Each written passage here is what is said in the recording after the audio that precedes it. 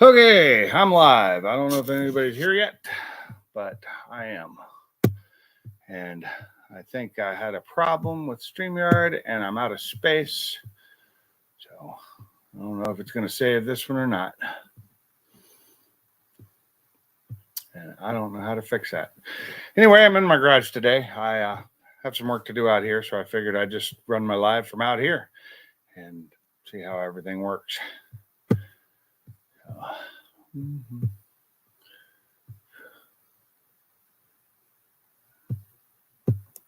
So, welcome back to Pink's Garage and the live stream. And let's go here. And one watching. So, is anybody here yet? I see nothing in the chat, but anyway, I will be here. And if that's you, Browsford, I need to see your face. Or is that you, Sublime? Okay. I saw the name Browsford. I didn't even look at the picture. What? Braille's post live host. He changed that on me. That little fucker. What were you in his last night? I guess I didn't even notice they changed it. How do I change that again? Oh, you just go down, click on the three dots. And name and headline. There we go. Name and headline. I got it. Yeah, I decided to go with a headline for me today. This guy's a bum. Oh, wait. What did you put for your headline? This guy's a bum. Oh, this guy's a bum. And it's got the arrow pointing up at me. So, yeah, I'm out in my garage today because I have. All right, so I'm gonna put sheriff of the bums. What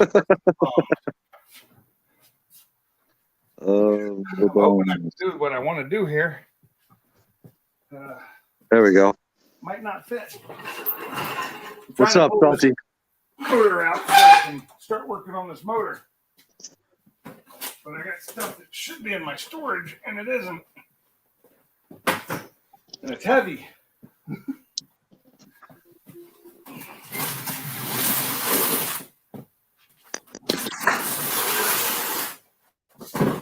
Yeah, it's probably going to be a little noisy for a second while I deal with this. I was trying to get all this done before the live stream, but I kept getting interrupted. My Colleen kept coming out here and interrupting me and stopping me. So I couldn't continue working. So I went out to went to lunch with a best friend of mine that I've known since I was 1 year old. Wow. Yeah. Haven't seen him in probably 10 plus years. And you two are still drooling. Too funny. Oh, so she's an old lady then. You've known her since you two were one. No. Male best friend, not female. Oh. Yeah. I thought you said she. You must. No. He's an old guy too. Yeah, he's the same age as me. Just what, like a year or two older than me? Yep. Yeah, we literally grew up pretty much right next door to each other. Yeah. Oh yeah. Yeah, I'm worn out now. That's all from the garage today. I'm gonna go and cry now. We've had enough of that. But I needed to get this thing out from behind everything because I need to get some work done on it. What's up, Victor?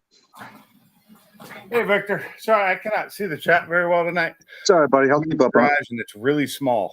I'll let you know if somebody says they're in the basement or if they ask a question or whatever. Yeah. So Well, I can see the basement. It shows up pretty easily. Okay. Just can't always tell who it is because it said Browsford on it, and I thought it was I didn't even notice he showed that. He changed that. I'm gonna. The car didn't fit right, and I was like, "That's not him. I'm not letting him in." Yeah, That's no. a fake person, because you couldn't read the whole name. I'm gonna throw the bus driver underneath the bus the next time I see him. So I don't know if you can see this. See this mess on the side of my toolbox here? Yep. All the stuff that I couldn't figure out where to put it. So it's the mess. Oh, salty. It's only been running for 5 minutes. It's early.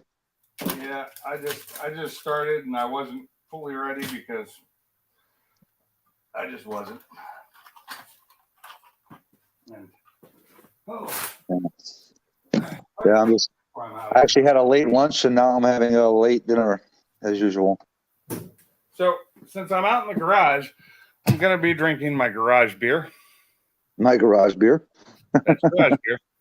Came out of the garage fridge, and it's usually colder than what I have in the house. Because that fridge I had to turn that fridge down. It was starting to freeze everything. I love that fridge. We should start a petition to say instead of calling, alcohol-free beer, we'll call it moccasin-free. Moccasin-free beer. Yeah, that's not alcohol-free. It's just really low in alcohol. Yeah. What is this stuff? Does it even say on the side? Sure, it does somewhere. Finding it might be a pain in the ass. I don't know if they have to actually put it on there. On beer? Yeah. I think they do. On all the craft beers, I've seen it, but on some of these, like the big beers like this, I don't always see it. Depends on the state I'm in. And it's different alcohol content in different states. Ow. Here it is. Just bit my lip. Serving size is 12 ounces, so this is 1.25 servings. And per serving, it's 4.2%. So this is like zero alcohol. Because normally I'm drinking, whiskey, which is anywhere from 40 to 50%. What's up, Josh? What's up, Bama? Bama want to know if he can come on the panel. I don't know if he's in the basement or not. He's not in the basement, but if he jumps down there, I can get him up here. It is open. That is why I pin the link. In fact, I pin that almost as soon as I start the thing, sometimes before. Yeah, I try to too. But yeah, because my lives aren't about me talking to y'all. It's about me talking with y'all. Yeah. And it's easier for me to talk to people than it is to read and talk to people. Yeah, I agree. That's why I hate when I start a live and I go 20 minutes without nobody showing up on the panel. And of course, Salty will always be the first person to tell me to go live and then won't show up until 40 minutes into the stream and leave my ass hanging. Don't you, Salty? I will have to say, I would not have been able to do this had I not upgraded my Wi-Fi mesh a couple months back. Oh, yeah. Wi-Fi was dead at this because I'm all the way on the far side. That's, the house is that way. And yeah, I've got a really good Wi-Fi signal out here. That's good. Yeah, I bought a used or refurbished on, I think I got it on woot.com, was a refurbished deco system. Mm-hmm. They're little round white discs. They're about, that thick and they're about this big around. Yep. And, I turned off the Wi-Fi on the router that came with AT&T and I just run it off those. And so there's one in my bedroom where the internet comes in at the other end of the house for the living room. And I got one right there in my office, which is on the other side of this wall. And then there's another one upstairs for the upstairs, for the game room, which nobody ever goes to. Yep. But it's probably the cleanest room in the house. Because nobody ever goes into it. Nobody's ever in there, and there's no dogs in there. And my dogs create so much dust. It just drives me nuts. Everyone's live is for me to tell someone. You know what? I think I'm going to rearrange this table and I'm going to lower it, which requires me to move things. What's up, Barbecue Mike? This table is actually a Milwaukee. Mike Hall, Barbecue Mike, how you doing, bud? What's up, Mike Hall? How's it going? Come on.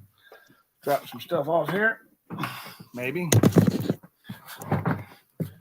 Take this toolbox off. Get rid of the vacuum. All this fun stuff. It's funny. I took my best friend to lunch today. Yeah. And I took him to Portillo's, and I was going to take a pic of us and post it at Portillo's. Yeah. But then I'm thinking, oh my God, I can already see the comments now. Make sure you don't get arrested. Blah, blah, blah. Oh. So like, yeah. You should have done it. It's like, I'll just leave that one alone. So, So the table you're on is the Milwaukee pack out system. It's one of these. Oh, okay. So my table I'm using, and my chair is another one that just the face model with a piece of foam on it that came with the HVAC unit that I put in here. Oh yeah, Mike Hall, how you feeling, sir? I know you were sick a couple days ago. Said he's feeling a lot better. It looks like. Well, that's good. I thought Bama said he was going to come in here. Yeah, Bama. Thought you said you were going to come in here. Maybe he just met in the chat. I don't know. No, he actually asked the question. What did he say? He said, "Hey, Pinks, can I come in?" I told him that it's not. Maybe he's outside my house and wants to come in. And that's fine. He can if he wants. So he just has to come to the garage door. So. Take it out. So this is my my EcoBoost engine that I'm working on that I haven't done much to. I got to take all this stuff off. I got to take that off. I still got to make sure the oil is empty. I have a piece that I have to swap out here. And all these plastic pieces are being replaced. New injector. First thing is I'm going to clean it. And I'm not going to do the cleaning on the live because that's just a nightmare. Yeah. So I'm probably going to be using Easy Off, and I'll probably have to just spray it on and walk away. And where did this bug come from? So it got up to 72 today. Hey, there's Bama. Hey, Bama, can you show your face for a second? There you go. Thank you. Yeah. So it got up to 72 here today, and the bugs are out already that quickly. They're going to die in a couple days because it's supposed to drop back down to like 25. Yeah. Like tomorrow night, I think. Oh, what's up, Mark? 91LX is in here. Hey, Mark. How's it going, man? Well, Hello, Subline. What's up, Bama? What you puffing on there, sir? That's none of your business. What's my business? in that business. How's that phrase go? You don't know. You better ask someone. That's my business. You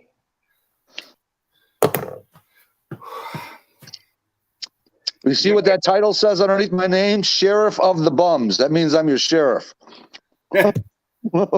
Oh, okay. Oh, okay.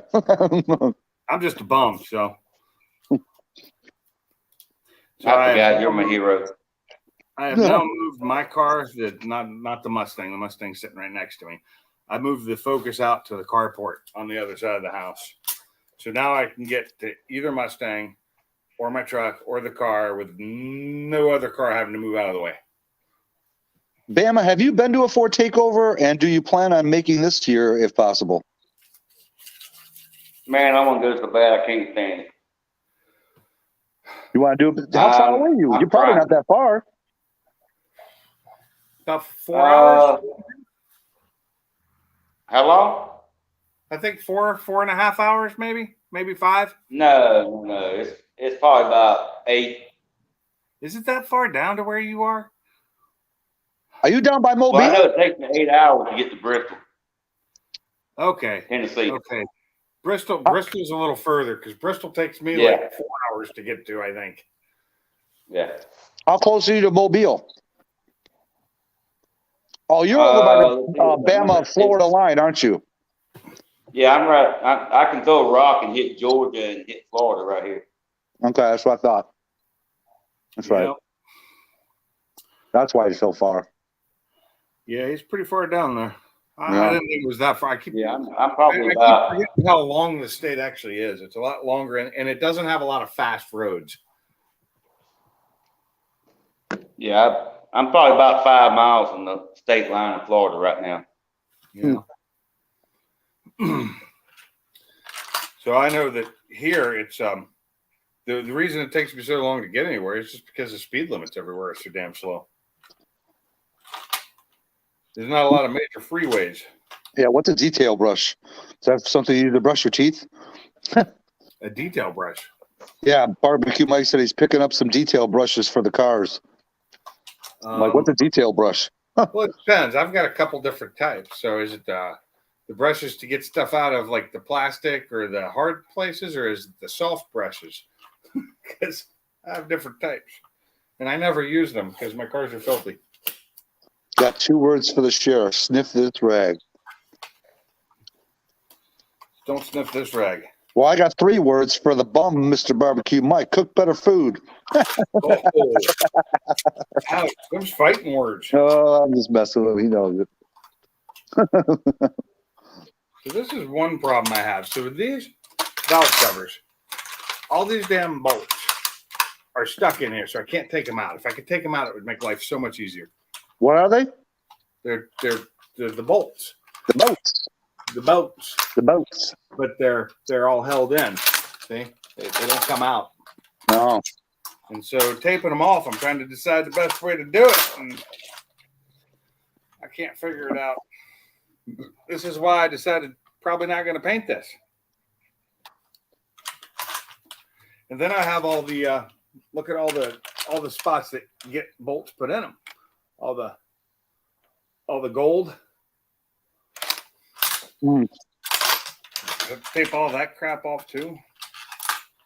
You know what? I just don't think it's worth it. I think black's fine. Nobody's going to be looking at my engine anyway. It's going to be under the. Bama, do you drive your Fox on like any type of long distance trips, like an hour, 2 hour, or anything, or no? Oh yeah, I drove it all the way to Biloxi. I drove it all the way to Pensacola, Florida. Oh shit! Then you could probably drive it to Fort Takeover, yeah? Hell no, I ain't driving all the way up there. That's why I bought a 2014 Nissan 4x4. Oh, you're gonna haul it up there? Yeah, when I go, I'm gonna haul it up there. I bought that truck because I need something dependable to drive around when I retire. Yeah, I got you. I can't pull it up there with a 68. So now you got to look at the valve train. So 91 Mustang LX gave you some advice on those bolts. He said use finger from latex gloves for bolts. Tape the base is how I would do it. Yeah. Oh, so he's saying like use the fingers from the gloves to tape over the bolts. Victor said, Pinks, what valve covers are those? That's just the EcoBoost 2-liter valve cover. Okay.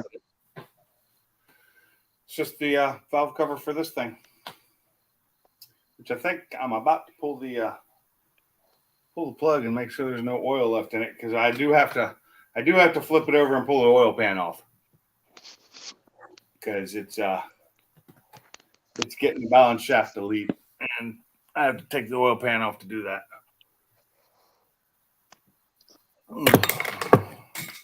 I just don't remember if I bought a new oil pan gasket or not.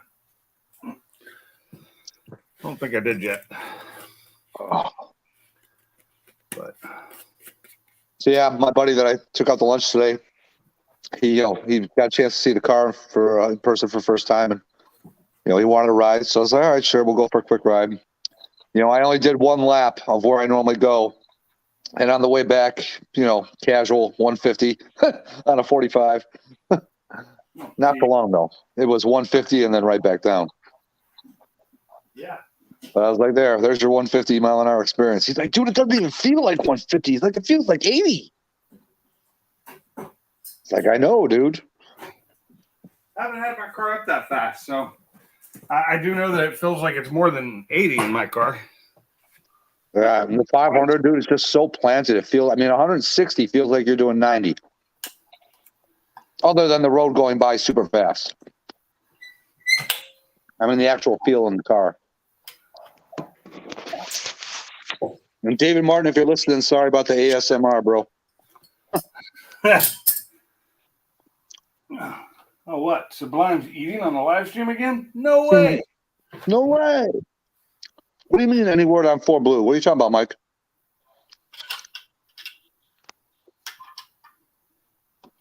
It's funny that he asked about 4 Blue. I saw some TV show that I've seen for the first time today called Car Issues or something like that. Yeah. I think the guy lives in Kansas, maybe not too far from Fort Blue. Really? Yeah, because every time he brings the car that he buys to his shop to get looked at, it's in Halston, Texas, or Halston, Kansas, something like that. I don't know. I don't know Kansas very well. Yeah, neither do I. Nobody does except the people who live in Kansas. Well. Ow. I just hurt myself taking that damn hose off. Jesus, I've got dogs on one side of me begging for food, a cat on the other side of me begging for food. You've got food in your bowl. Go eat. Yeah, I don't And want you that. don't eat this food, cat. Your food's better. Yeah. Well, to the dogs, yes. To the cat, no. Really? Yeah, the cat. My be all cat's over picky. She'll eat human food, but only if it's like really good chicken, really good steak. Really good. Yeah. And look at her. She's up on my leg because I'm eating a chicken sandwich, but I guarantee you she's not going to want it. She's picky. Well, we'll find out here. I'm going to put some down. I got a cat right here bugging the hell out of me. And then my dog's looking at me like, what are you giving her some for? Not me. See, she didn't even eat it. Yeah, my dogs and cats don't come out to the garage. They're not allowed. Mr. Marquand, what's going on, Gary? Can I have some food? You said the day Fort Blue almost got. Oh, yeah, he's fine, Mike. He's fine. He didn't get majorly hurt. Oh, yeah. And Mark, yeah, you can have some food. Go into that fridge of yours and go grab whatever you want. It's on me. Mr. Gary, what is going on? My YouTube put Bama in the flea-infested doghouse garage friend.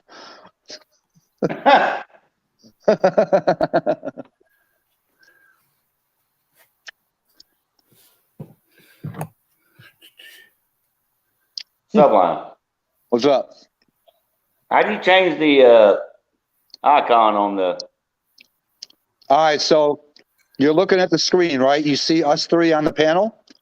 Yeah, Are you on an Android or an iPhone? Android. Okay, so right below the main screen, you should see a smaller picture of your blank avatar down below that in a square box. Do you see that? Yeah, I got mine sideways, so it's over to the right. Yeah. Yeah. All right. Yeah. All right. So now click on your little small box that's below the main screen.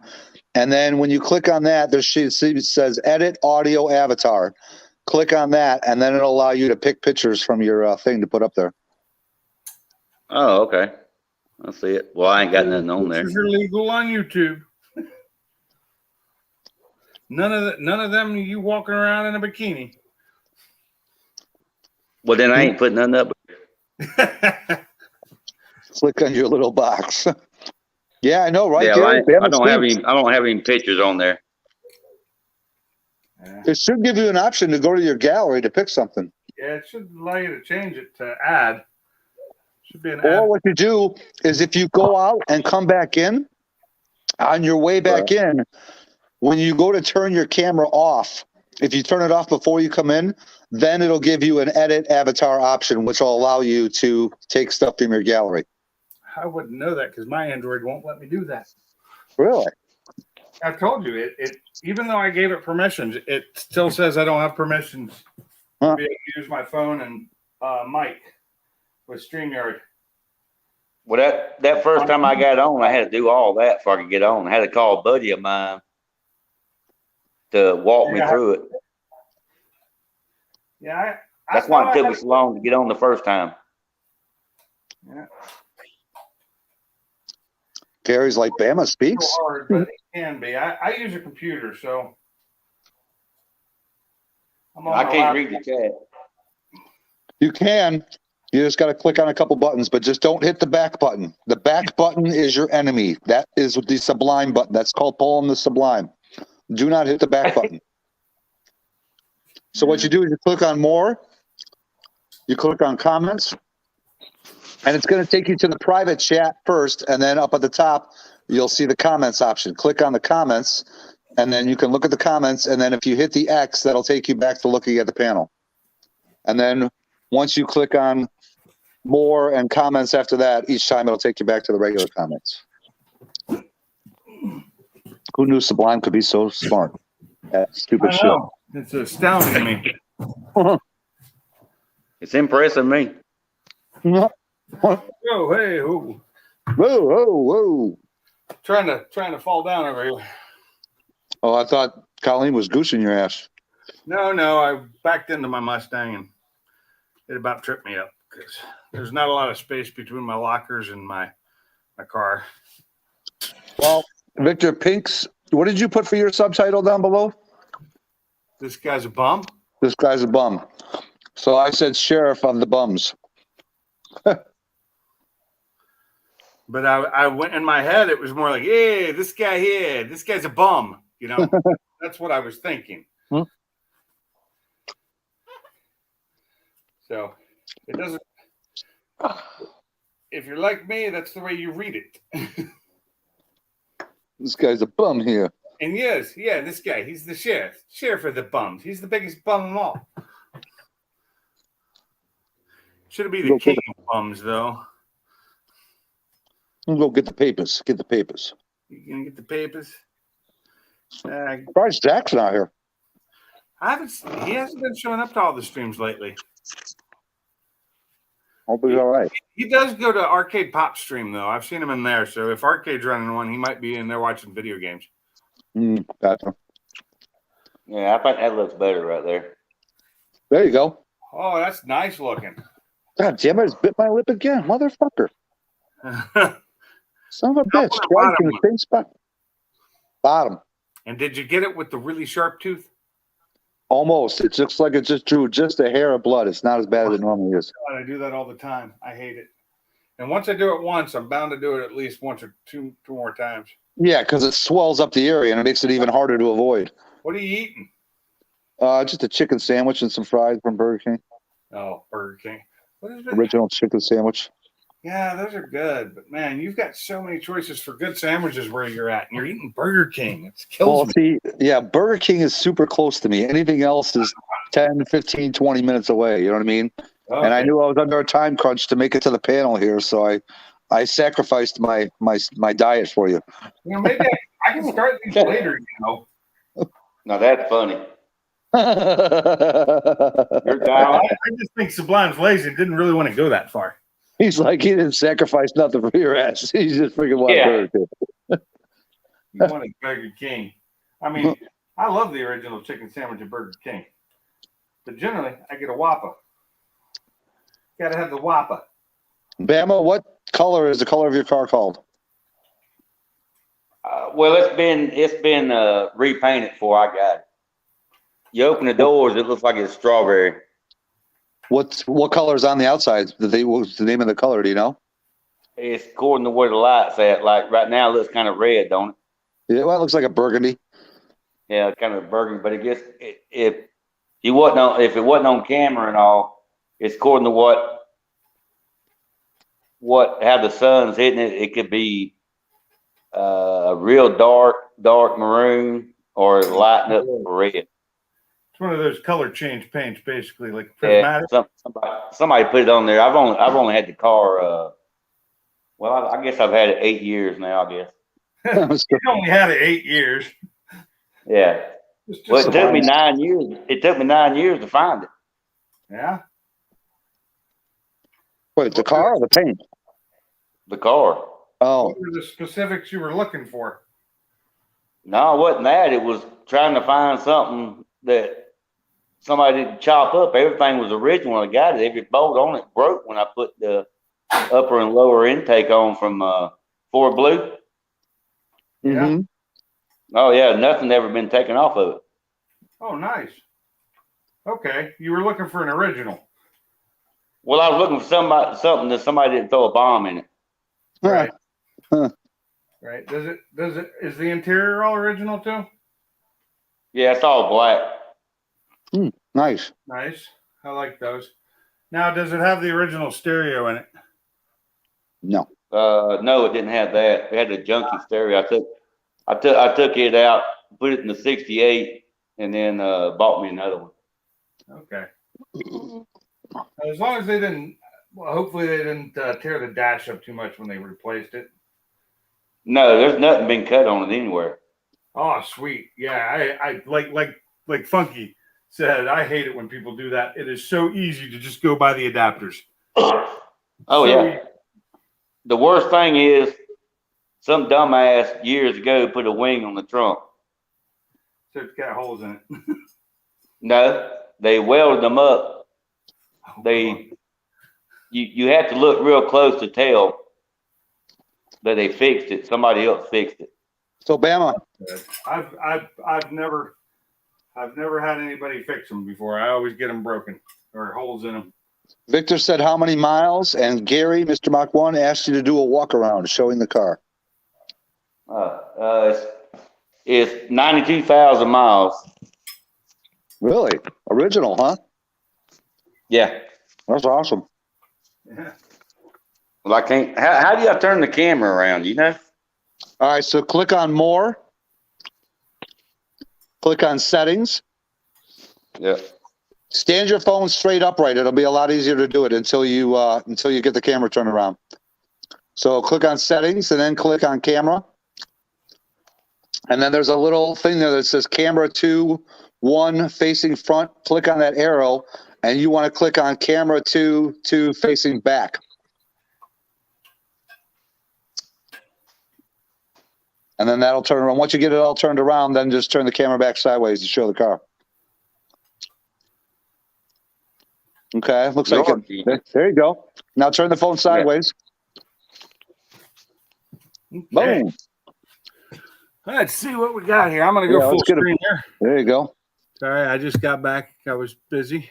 There we go. There you go. Oh, nice. I turned the light on. The inside's the floor is dirty because I ain't cleaned it. I ain't going to a car show until about 4 weeks. Yeah, you don't want to look inside my car. Let me see if I can turn the camera on without losing nobody. Or the light. Don't even bother trying to turn a light on. Yeah. Oh, it won't come on? No, that'll probably get you kicked out. Well, usually when your camera's running, you can't turn your flashlight on. Yeah, I don't think so. Maybe if you got a shop light or something or a flashlight, you could just slide in there. Yeah. Am I still on there? Yeah, we're kind of frozen. Your picture seems to have frozen. Yeah.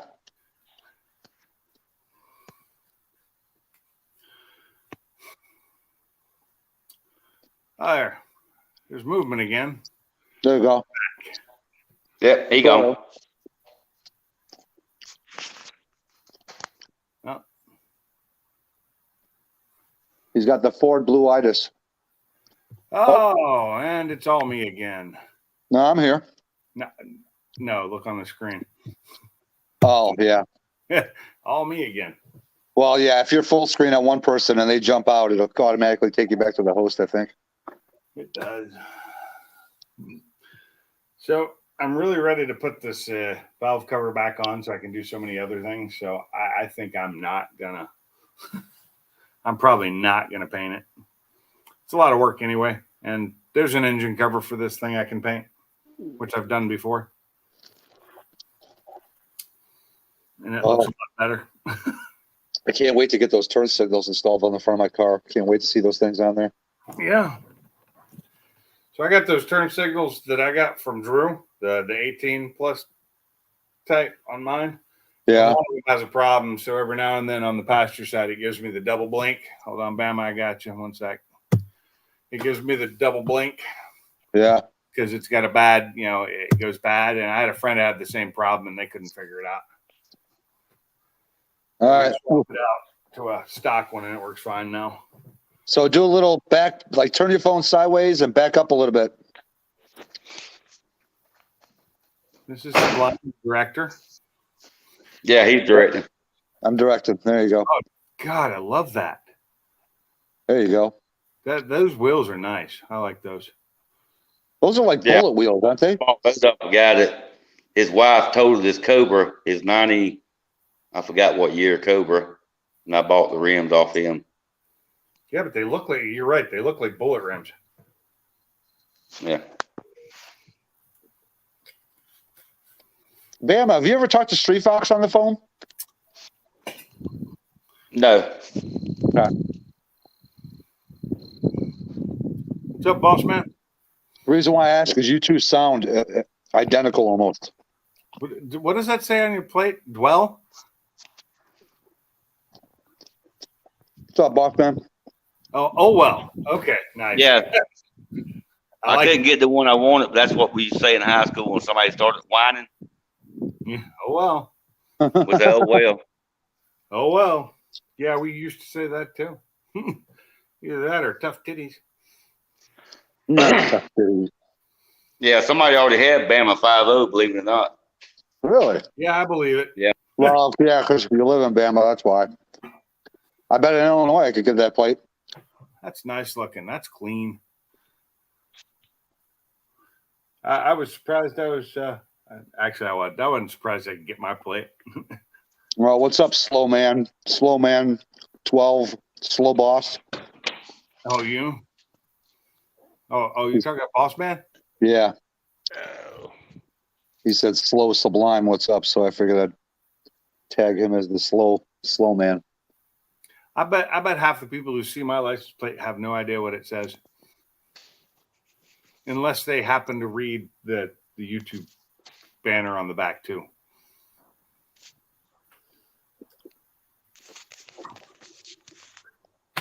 What did I do with my phone?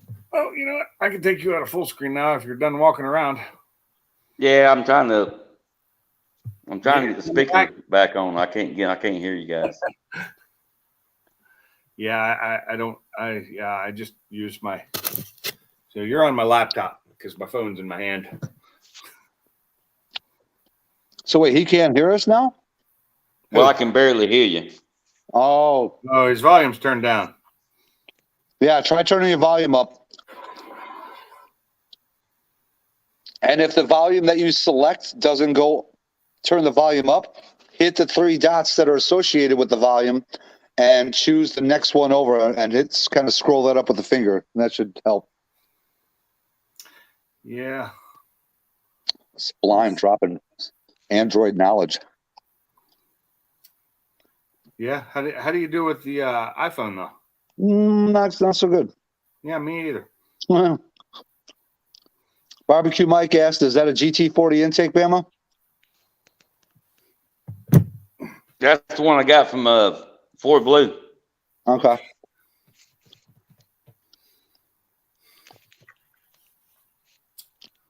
Boss man said that is a nice car, Bama. That I have to add. Thank you. I gotta look up a video on my phone. That's crazy. Compliments for Bama, insults for Sublime. Okay, boss man, I see how it is. Wow. Damn, boss man. It's just rude. Yeah. Not even on the panel being rude. You should do that on the panel. I'm a bad investigator. Well, I think boss man's slowly starting to adapt to being the keyboard warrior role. Did you see what I had up? My the picture I had up for the live? Yeah, the muffler. Yeah. And yep, that's my muffler. No, actually that is because I'm slow. And we lost Bama again. He hit the back button. Yep. Happens every I told you, Bama, the back button is your enemy. Don't touch it. Don't touch that there back button, mister. It just to tear you up. Contrary to what Ford Blue says, just don't touch it. What's up, Cooler? Hey, what's up, Chris? So let's search my watch history. Now, boss man is correct. What?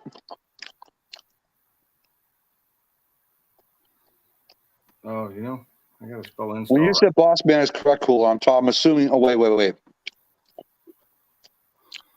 What you up to right now? Okay. Okay, boss man. And look at Cooler jumping right on that bandwagon. Did he? Oh yeah, he hopped right on that boss man's bandwagon. He's like, "No, boss man is correct."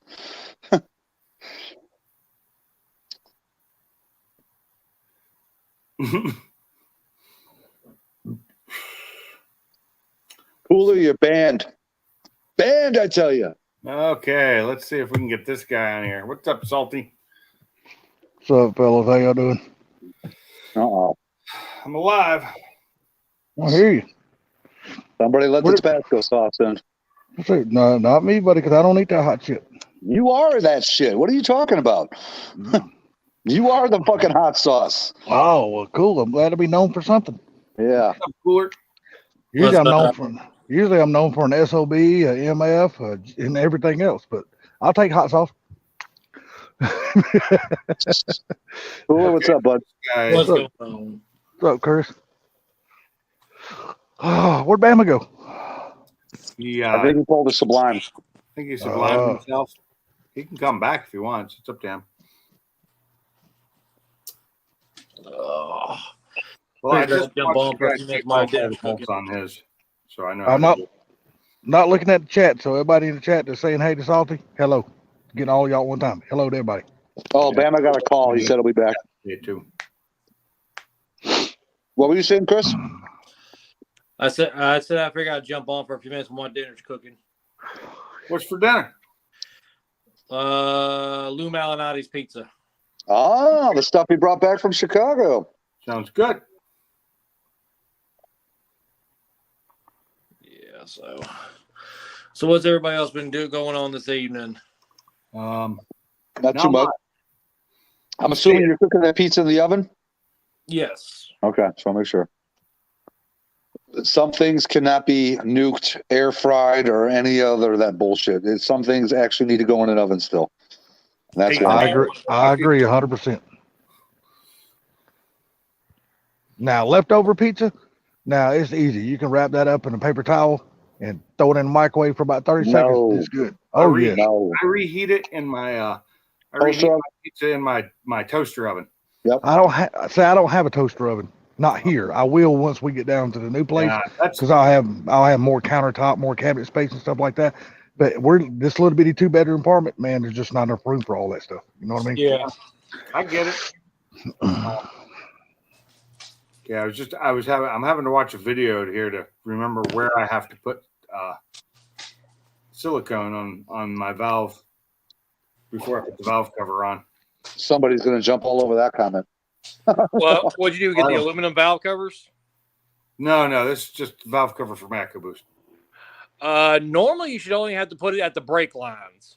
Yeah, so there's two brake lines on the front, and then there's 4 places in the back. So I have to put it Probably where the sensors go or something. It is, if you can see, here, and then here and here. So is that the one for the ST? Yeah. Nice. Yeah, Michael ordered all of his stuff. He's waiting for all of it to get delivered. Yeah, I'm Did he order the one block and the one head? Yes. He ordered a built block, built head, so he's gonna be capable of actually putting some power down. Yeah, so in other words, he's gonna be broke. One head. That one head would bring this thing alive too. Yeah. So in other words, he's gonna be broke for a while because that shit's not cheap. I know between the block and the head it's over 8. Is it over 8 total? Yep. But then he has to order all the damn internals and all that kind of shit too. So no, shit. it's a built short block. Oh, yeah, okay. So it is a built short block. Okay, I didn't know that. It's also got the larger head studs. Yeah, he ordered one for the larger head studs. The head's already ported, cammed, agreed, the whole 9 yards. That head isn't even original. The one head isn't. They don't start with a base head. They actually had one made. They had it cast. Fat Boy Fox, what's up, Joe? Because it's got the different length runners so that it actually has equal flow. Yeah. Okay, so let me ask you, what is the bottom end and all that stuff built? I mean, is it all forged internals and all that stuff inside that block?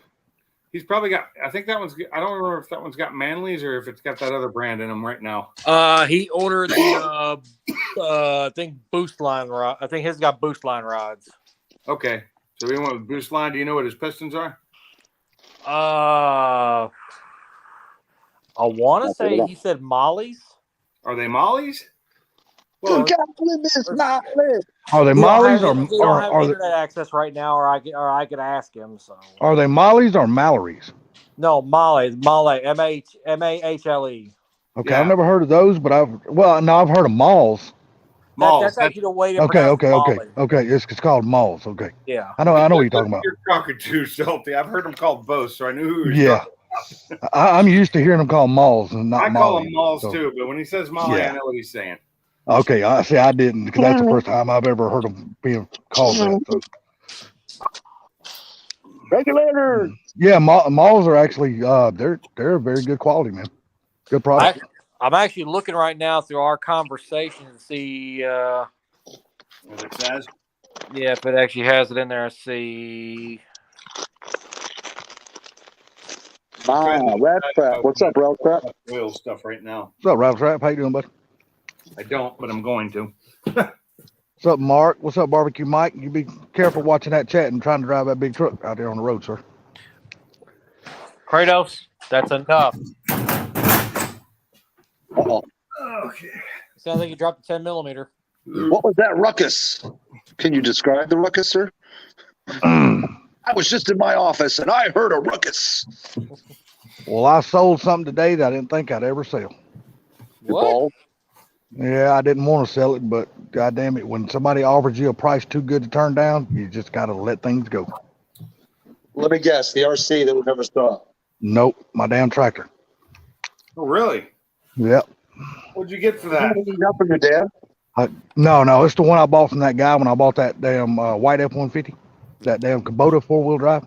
Yeah. Oh, How much did you get for it? That and all the attachments, I got $34,000. Oh, damn. That's nice. Yeah, because I had 12 attachments that goes with it. So This makes it easy to take this damn oil filter off. I was glad. I'm just glad I was able to use it to install my fence down on the property before I sold it, because putting up a fence without a tractor is a son of a bitch. Yeah. I was going to Because- ask you now, Pinks, are you doing a remote oil filter on yours, or are you leaving a stock location? What's that? Your Oil? filter location. Stock location. Okay. I have to change this part right here out because this is the stock. Yes, this is a stock out of a an Edge, I believe. So it doesn't have the cooler on it. Stupid Fast is coming in hot. He says, well, if it isn't Pink's Garage, in Pink's Garage. Exactly. It is Pink's Garage and Pink's Garage. But I do got my eye on another tractor, but it's older. It's got a hell of a lot of hours on it. It's gonna need a little bit of work, but I can get it really cheap. So, Looks like Stupid Fast took his Predator this morning. and it's smaller than the one I had, so that's the only ass kicker. It's smaller, and it's a fucking shitty ass John Deere. So, What'd you have? What was the one you had? I had a Kubota. I had a Kubota 545. Sounds like a wrestler. Kubota. Well, what's that? What's the horsepower on those? Do you remember? Yeah, mine was a 42 horsepower. Damn, that's a big boy. That's a big boy for a home tractor. Yeah, but the one I'm looking at now, it's small, dude. It's only 28 horsepower. Oh shit! The last one I had was 8. So it can barely. But I mean, for what I'm going to be using it for around my little old, once I acquire this other little acre, it's only going to be 2.67 acres. I mean, that little one, it'll be fine. You know what I mean? It's still got a bucket on the front and all that kind of stuff. So That's good. That's what you need, and that'll work. Then more power to it. yeah, but it's going to have to go to my brother's. He's going to have to work on it for a while. So it might be a while before I can get it up and running. He's talking about having to split the tractor in half.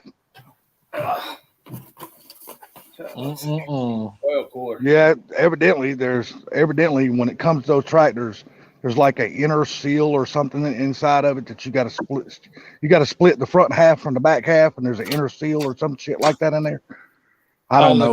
On the John Deere's, yeah, because I used to work for John Deere, so yeah, there's a lot of them. If you were closer, needed work done, I give my brother-in-law's number and he'd take care of you. Oh no, my brother could do it. My brother's been a heavy equipment mechanic for the last 45 years, so okay. he's got this under control. So he can take care of it. Problem is, it's just I'm gonna have to go to John Deere, order all the parts and shit like that. So, and it's gonna need a bunch of hydraulic, like all the hydraulic lines replaced, and I think it's gonna need one of those. Somebody help me out with the diesel stuff, Mister There, Pinks. What is that damn fuel pump? But they don't call it a fuel pump on a diesel. Lift They pump? call it they call it something else where all the lines go into it. What is it? The lift pump. Yeah, that's got to be replaced because it's damn jerking when you try to lift up the bucket and all. Or no, I'm sorry, it's got a rough idle. This one goes. This pump works the idle system, not the or the throttle system or whatever that. I don't know what the damn thing's called. When he starts talking tractors, it's like talking Chinese to me because I don't know a fucking thing about how to work on a tractor. I'm not that great with tractors. Hold on, Bama. I got you. Yeah, I don't know how to work on them. I'm gonna be his bitch when he says, "Go get me this tool, go get me that tool." That's what I'm gonna do. So I just realized that I only got part of what I needed. So this part fits on top of another part that goes right here, and I don't have that part. I didn't realize that it was two pieces. I thought it was one piece. Those bastards. This project got shut down before it even got started. It did. Oh well. What I missed? I think there's another thing called. I think there's another thing called accumulative valve or something shit like that. That's got something to do with the diesel. Valve or an accumulator. Whatever that damn thing does, he says it's also got to have that damn thing too. So. Wait a minute. So what is it? Okay, so you're actually needing the hydraulic pump stuff redone, not the engine pump stuff. Okay, well, see, there you go. Like I told you, I don't know shit about him. All I know is he was naming off shit that the tractor had to have. So, well, if I'm you like, need an what? accumulator valve, I told him, I said, it's a hydraulic pump. I asked him, I said, well, how much is all this going to cost me? He goes, wipe your ass softly because it's going to be hurting for a while. I said, okay. That's all he told me. I said, okay. Well, now that's one thing I was going to tell you. If you can get me the model and serial number of the truck. Like I said, my brother, he works for John Deere. If depending on what your family member can get the parts for, if he can give me the part numbers, I can get a hold of my former brother-in-law and see if he can hook you up and try and help you out some of the parts costs. Hell yeah, because my brother can't get the parts. He's just a mechanic that knows how to work on all that shit. But yeah, if you can help me out, if he can do me any kind of a deal on a part, hell yeah, I'll give him all my damn business. I'll get my brother to get me part numbers and all that kind of shit, and then I got your number. I'll get with you. So. Okay, that works. Yeah, because this way, save you some money. Hell yeah, because my tractor I had all the attachments on it were 5 foot. Now this tractor here, it being smaller, all the attachments going to be 4 foot. So yeah. Now I got to look up a part in the Ford catalog. Always so much fun. Oh yeah. Wow, you got to look it up in the catalog. Well, go ahead. Online, but he said diesels don't develop vacuum, do they? I don't know that they do. I think you have to have a vacuum pump with a diesel. Correct. Yeah, because there is no throttle valve on most diesels. Now there are some diesels that actually have a throttle valve, and those will actually build their own vacuum. Right, but they're not on tractors. No. Yeah, stupid fast. Now that's something I wouldn't know nothing about because I've never worked on it. I've owned diesel dualies before, but I've never worked on them. I've always taken them to somebody and let the experts work on that shit because I don't know how to work on that crap. Yeah.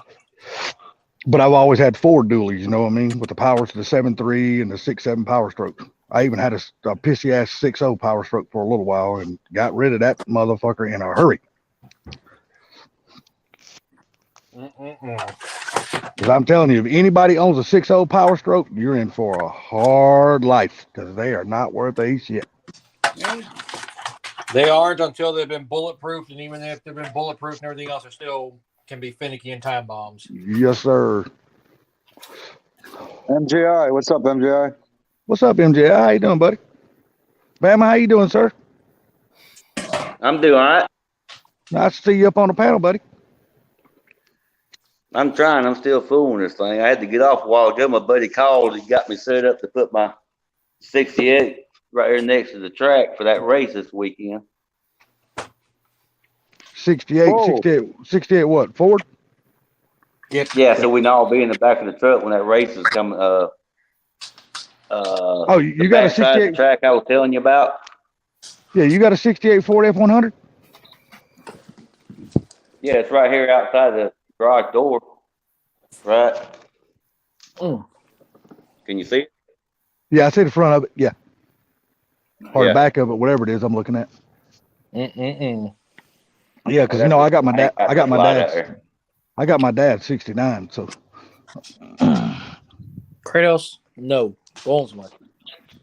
Okay, well that part's not too expensive. Yep. Well, gentlemen, I'm gonna hang out in the chat. I'm about to go. I'm about to eat my food and everything. So I'll catch all y'all later. All right, sir. Hey, Cooler, have you seen Ken around lately? Yeah, I saw him tonight when we were delivering a vehicle to a customer. Okay, Gary's you do in me the a favor. basement. No, he ain't. He's on the panel. When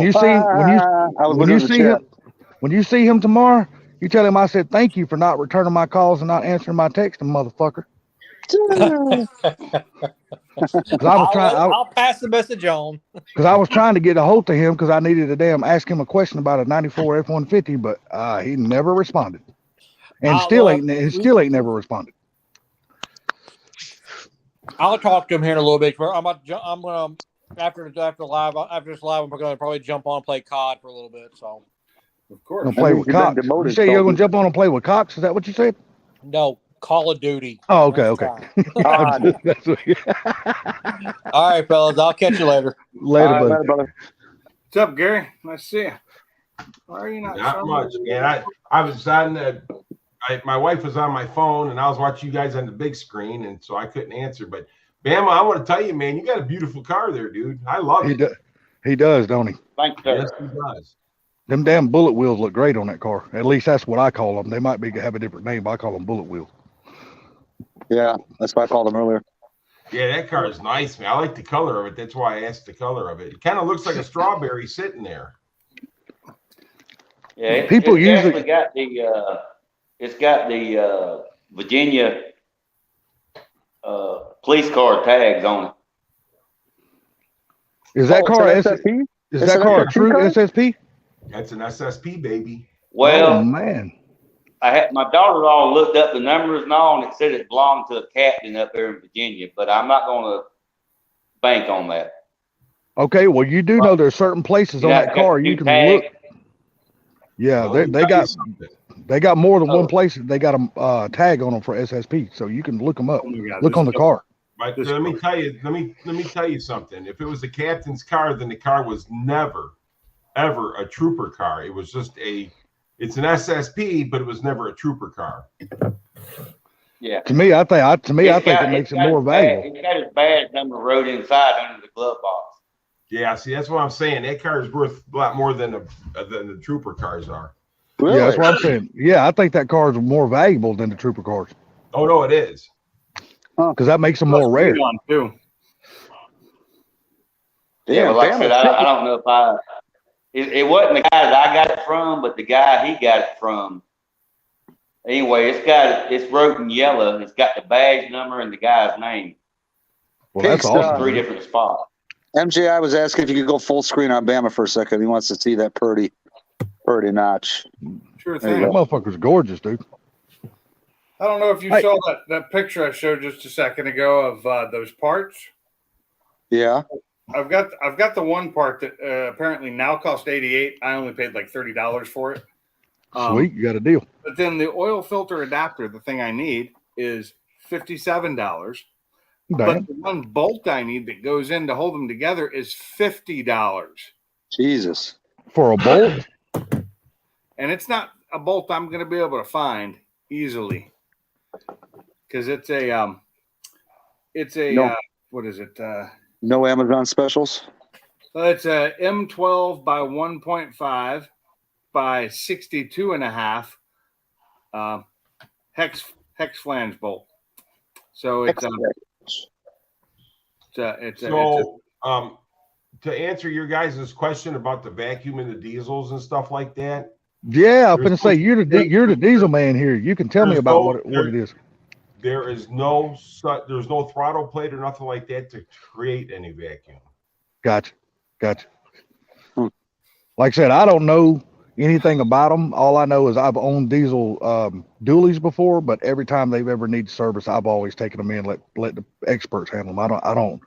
I don't go messing with things I don't know nothing about. You know what I mean? Well, my diesels, I've always serviced myself and everything, like the loader and everything else like that. You know. And I've changed the oils and stuff like that, but as far as like doing work to them, I've never done that. I'm talking service. I'm talking work, everything. Okay. What I've done, because I've saved money, dude. Diesel mechanics are expensive. They are. Thank God, I've always had a guy down here that I could trust, and he's always worked on my stuff when it comes to diesel. He's never really broke nothing off in me, if you know what I mean. He's always treated me real good. And the thing about it is that the 6.0s, I had a 6.0 for 7 years, man. Never had a problem with it. Dude, I had a 6.0 and I had nothing but problems. But you got to understand, when I got the truck, it was used as a county truck. So the best of its life had already been gotten before I got a hold of it. Yeah, mine had low miles on it. I bought it used, but it had low miles on it. Yeah, like I said, I bought mine from a county auction. So, like I said, the best of its life had already been taken before I bought it. You know what I mean? Bama, Fat Boy Fox says there are 2 butt tags on the core support behind the driver's headlight. Yeah, it's there. Oh, wow. Okay. Well, he already knows they're there then. That's cool. Like I said, I think you got a more rare car than just a regular SSP.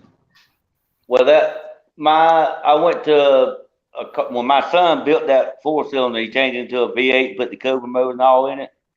We took him down here to Marietta, Florida, to the Ford dealership. They was having a car show for Mustangs, and there was a guy there, and he pointed it out. My daughter-in-law Googled the number and all that stuff, and it come up to that police officer in Virginia, which matches the badge numbers in the trunk and under the glove box. And said he was killed in 2013.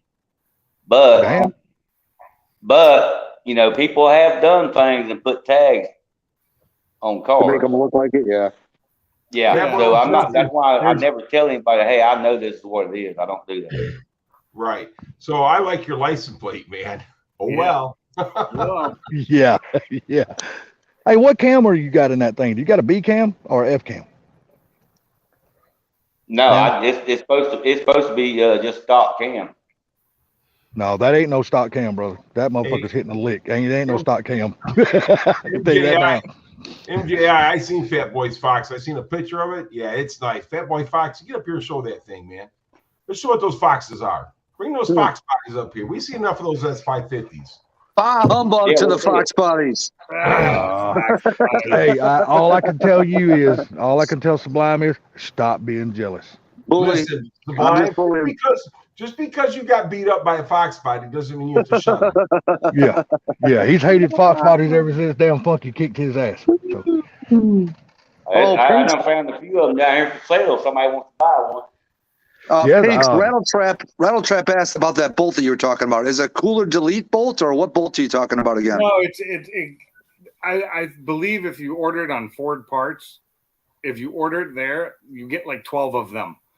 I found the bolt. It's the oil cooler bolt. It's $8 at Tasca.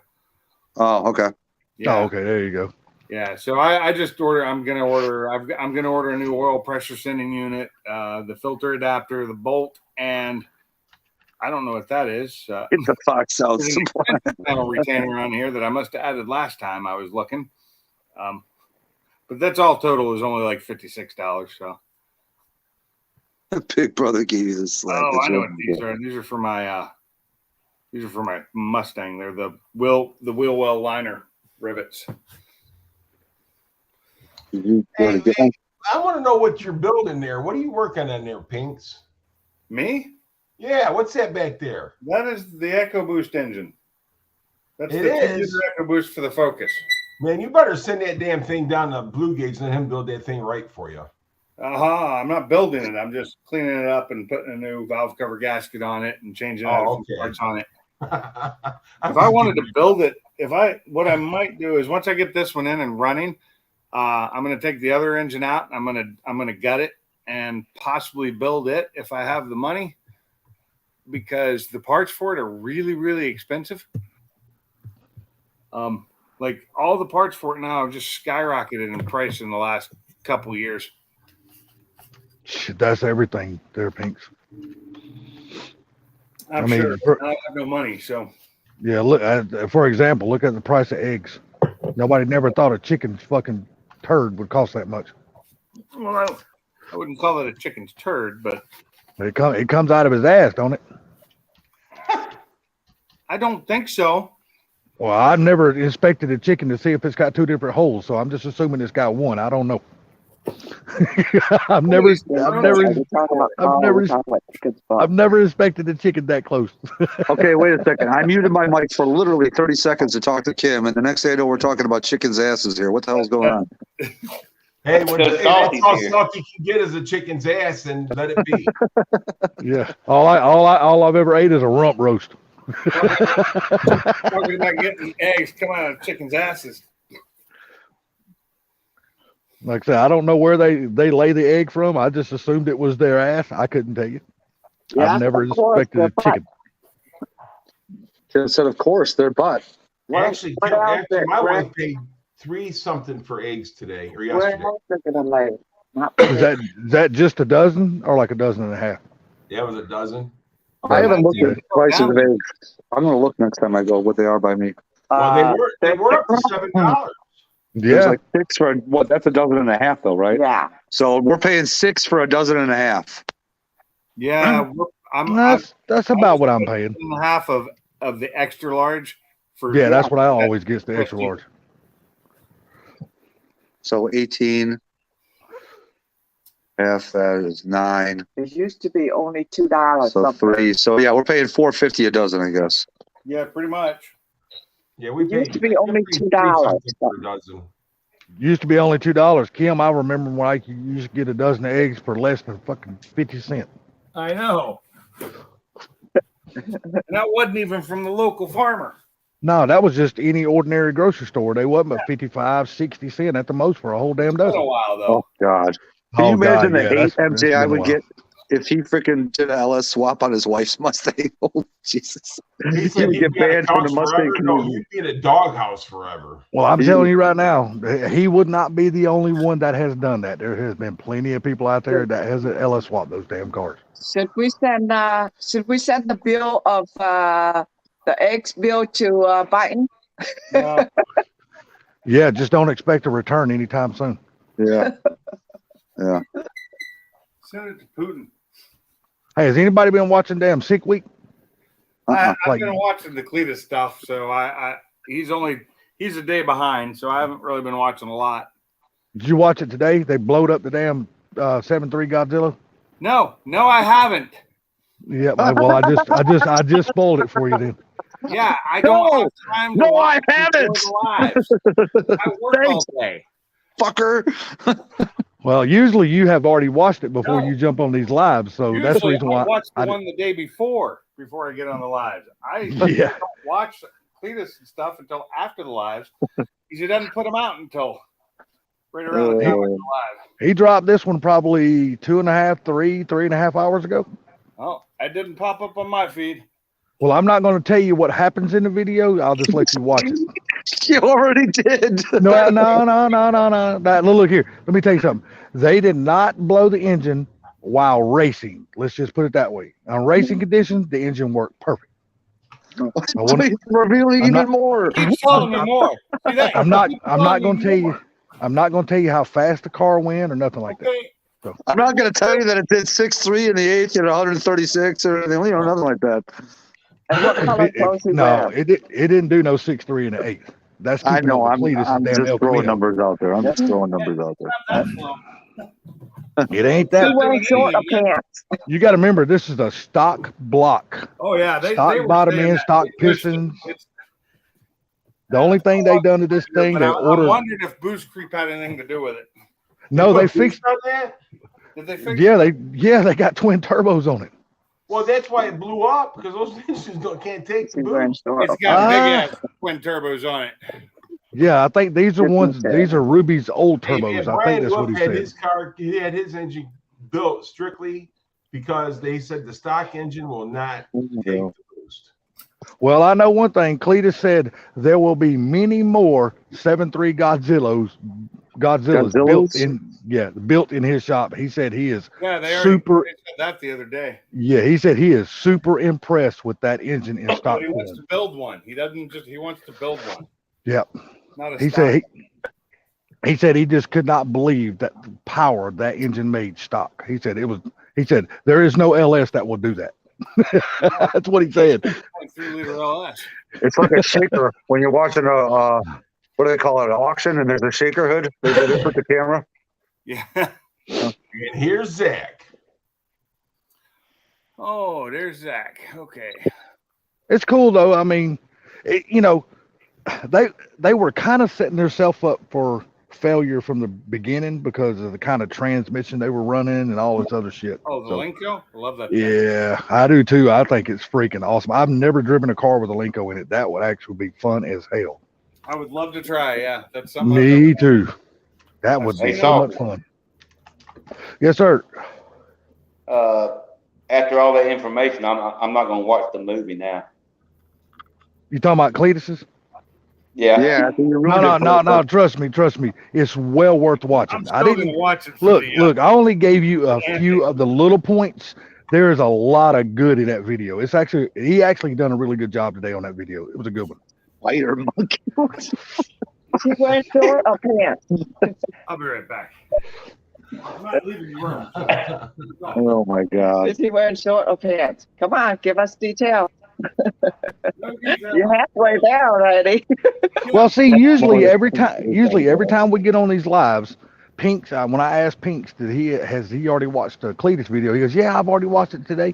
Usually he's already watched it, so I'm just assuming that he had already watched that video. So yeah, but those are usually other people's lives when I don't get on at the beginning because I've had time to sit and watch. Dalton, you all know what happens when you assume, right? Yeah. You always assume wrong. Well, no, that means you make an ass out of you and me. Yeah, that's true. That's true, Sublime. I agree. Well, hey, Salty. Yes, sir.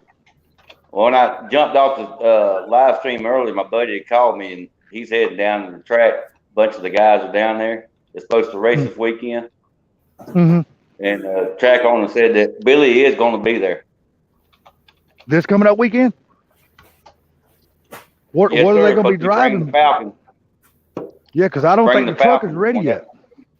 No, he's bringing the Falcon and something else. They're probably going to bring his dad's new Mustang that they just bought. I didn't do very well here. Because they just bought a really damn nice ass 89 GT turbo Mustang, all Ford powered. Yeah. Who did? Yeah, well, my buddy lives. SRC. Okay. Oh yeah, that's right. Yeah, he lives 1 mile from the track. Knowing the old man, more likely he's heading that way to right now to see who's down there, and he's gonna call me back later.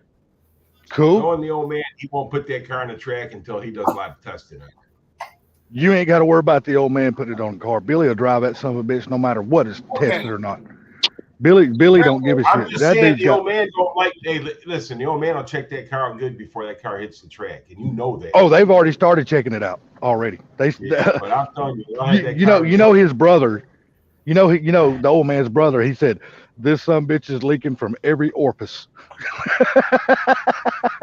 You know what car mob is saying right now? I had a girlfriend that used to do that. But the thing about it is, Car Mob, I think, would actually get into watching these videos because the engine in that car is exactly what Car Mob is building for his car. 331 Dart Stroker with a damn turbo. Bama, Fatboy Fox asked, what do you have done to your Fox? Well, it's 5 lugs swap. Okay, what about the engine? The engine, the only thing I've done to it is went to 65 with the throttle body and the mass air and you did the upper intake. Yeah, the intake, and then I put the KYB adjustable racing shocks in the back. There you go. Bought I bet that made down. a big difference in the way that car rides.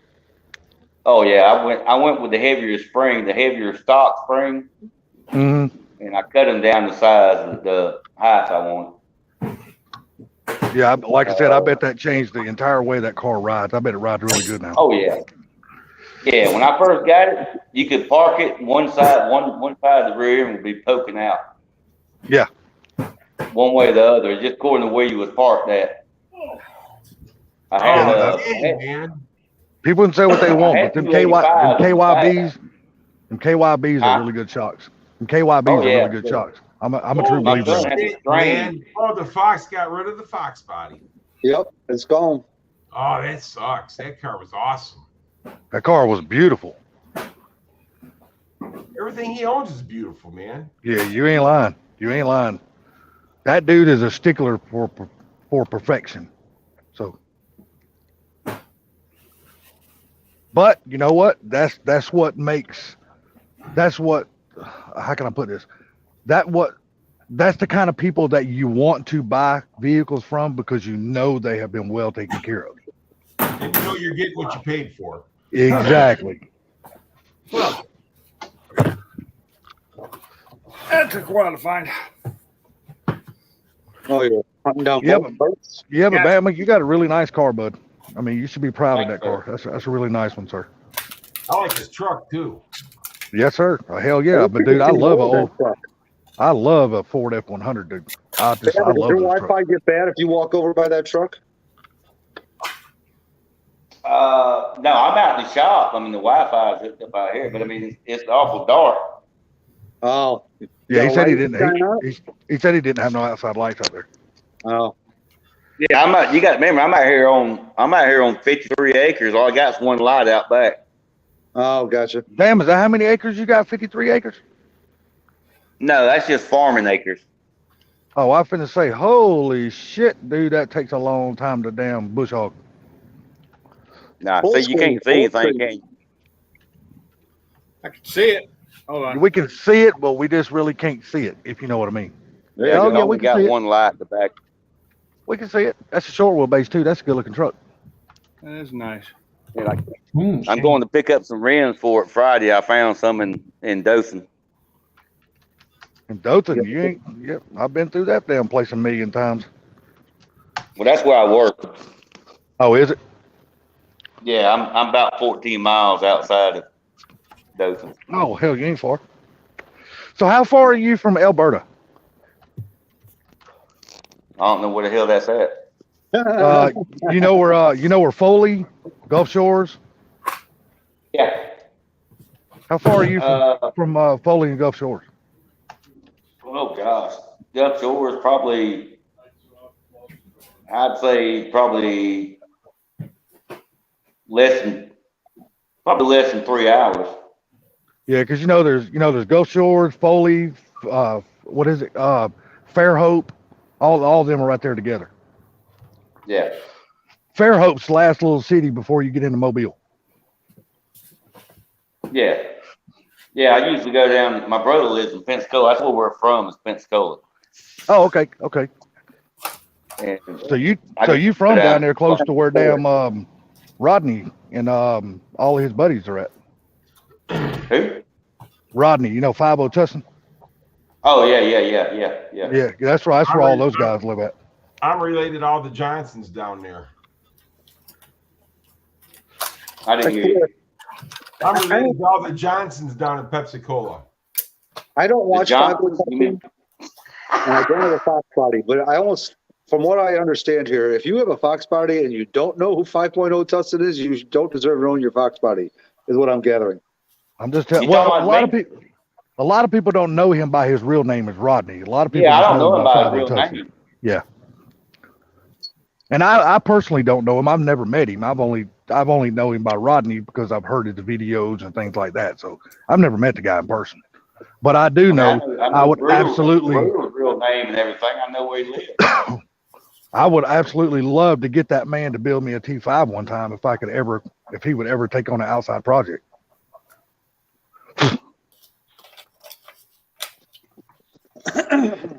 But I don't. All you do is ask him to build it. Just don't ask him how much. You know what, Gary? I wouldn't give a damn what his price is. I'd pay it. I'm just saying though, if you want him to build something, don't ask him how much, because he'll say, "I don't do it for the money." Because that dude right there, I tell you what, man, that fucker knows his shit when it comes to T5. Good God Almighty. When the way he damn power shifts those cars and he puts 300, 400, 500 passes on the transmission before it breaks, that's a badass transmission. Yeah, kitty. Because that man drives the hell out of a T5, buddy.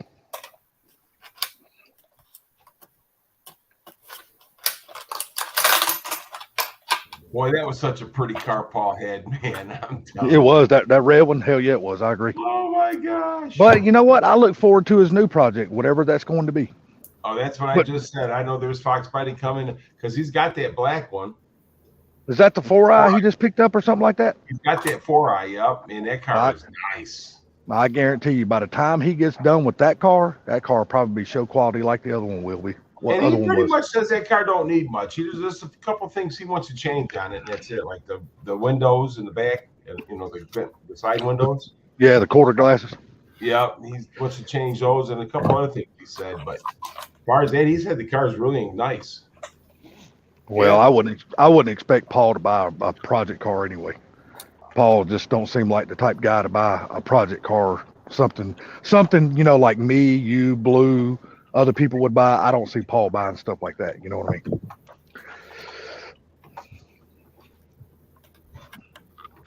Wait, Paul, what condition was Paul Fox in when he got it? What now? What condition was the Beast when Paul took possession of it? I never seen it. I only seen it as it was beautiful. I never knew what it was before that. To be honest with you, I don't know. I think it wasn't painted before he got it. But the thing of it is he built that car because he done all the suspension and everything in that car, so he probably had it all done, or he did it. I don't know. Yeah, I remember him talking about the build process, and he said, we had the car painted before we started installing the stuff, and he said maybe we should have went the other way around. You know what I mean? Oh, dude, I'm telling you, if you plan on building a car, mock that bitch up before you ever start painting it. Because the last thing you want to do is try fitting parts and doing this and doing trial fitting after you done put all this money into a damn paint job. Yep. I tell you, that dude, he's a badass all the way around, man. Yep. He is a badass all the way around. He's strong as a bull, man. Shit, I wouldn't even fight his wife Sally. She'd kick my ass in a heartbeat. I know. Yeah, 91 said he built that car from the bare steel. Really? Yep. Cool. Well, maybe he does take on projects then. Maybe I need to go back through his video diary and just kind of look over and watch the videos from the beginning. Maybe I could, but maybe he's got some footage on there. Maybe you just need to take some Prevagen, so Salty, you would have remembered. Not well. You got to understand. When I found Paul the Fox's channel, and I'm still trying to figure out who introduced me to Paul the Fox. I can't remember whose channel I was watching that introduced me to Paul the Fox. But with the first time I seen one of his videos or one of his live streams, his car was already painted. He dropped it off at the shop to have the engine installed, and that's where I picked up Paul the Fox. So I didn't get to see the car in its bare form or nothing. He has a full playlist on the Turbo Fox body build. Okay, well I need to go back and watch it then. Yeah, he built that car from scratch, man. I'm still trying to remember out who. I can't find the scratch stuff everybody keeps talking about. Scratch stuff. Yeah, he built it from scratch. I never find it. Oh, okay. No blonde joke. I got There's the link. There's the link right there, Salty, for that playlist. Oh, I'm sub to him. I'll pick it up when I go in the house to get on the computer. I'm outside on my phone. Okay, yeah. I just figured you didn't have the link. I gave you the link, so take it. Okay, well I appreciate that. Thank you. Like I said, I'm outside. I'll click on it when I get in the house. Ooh, thunder. Like it. We got some thunder going on. Storms tonight, I guess. Oh, Thunder, lightning. Nope, But I I- changed my mind. I'm taping them off. But I am still trying to remember who introduced me to Paul DeFox's channel, though. I'm trying to remember who I was watching that introduced me to that. Maybe Funky's live streams. I don't know. It might have been Funky. You might be right about that. I'm just not sure who I was watching that introduced me to Paul DeFox. Yeah, I just found him on YouTube and started watching. I just found him one night. Is that his red car? I literally don't know who it was. So his Maybe, red- like I said, maybe it was Funky because I found that other guy through Funky too, which I hope he's not listening because I'm not sub to him anymore. Cobra LXs and GTs, whatever his name is, but I found him through Funky also. They're not. They're not. Kim just said Fox bodies are ugly cars. So freaking Who said that? Kim. There's no. Kim. What is Kim, you need. Hey, you got any duct tape, Sublime? Go put that shit over her mouth. Sublime, let her use your glasses. Yeah, go put. Hey, go. I have little eyes. I want Kim to hear this. Go out to the garage, get your duct tape, and put that shit right over her mouth. And I got. Everybody's entitled to an opinion, even Hey, when you it's better wrong. get the extra strong duct tape and get the Gorilla tape. Yeah, get that damn 200-mile-an-hour NASCAR shit. I got some flex tape from Flex Seal tape. That'll do Yeah, it. just dip her whole head in flex tape. Flex seal. That'll work. Real fast. Mark says, "Thank you, Kim. That's very kind. I appreciate that." Hey, that's my opinion. Real fast. Real fast. I thought I had 7 people in here. I like Pinks for Mark. She's entitled to her opinion, even if it's wrong. Opinions are like assholes. Everybody's got one, and they all There you stink go. for mine. Well, I guarantee you mine does. Mine smells like straight shit. I won't try to deny that. Try to say anything else. Mine's bad. I used to tell everybody that, when I used to run the yard full time, they'd say an asshole, and I say, "Yep, everybody's got an asshole," and I happen to have 6 of them. The people that works for me. There you go.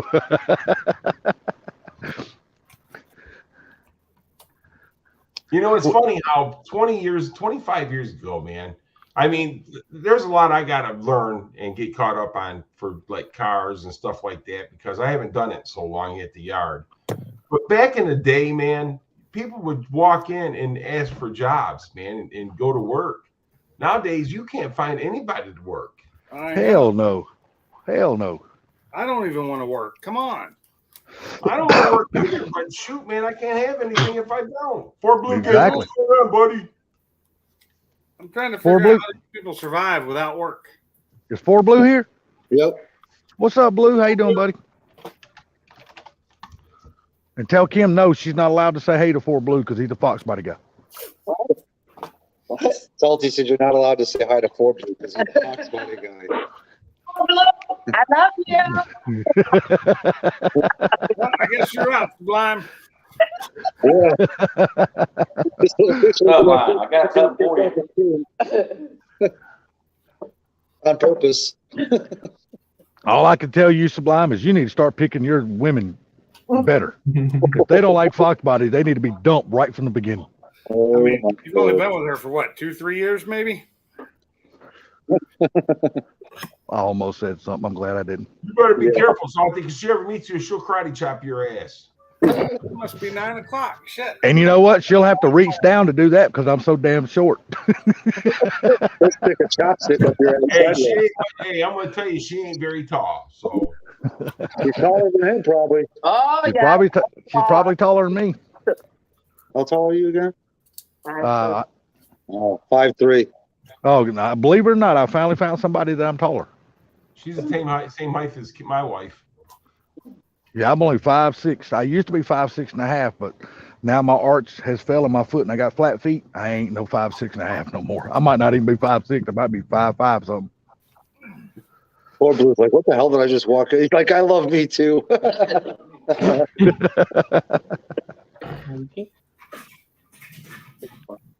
Gary, did you hear I sold my damn tractor early today?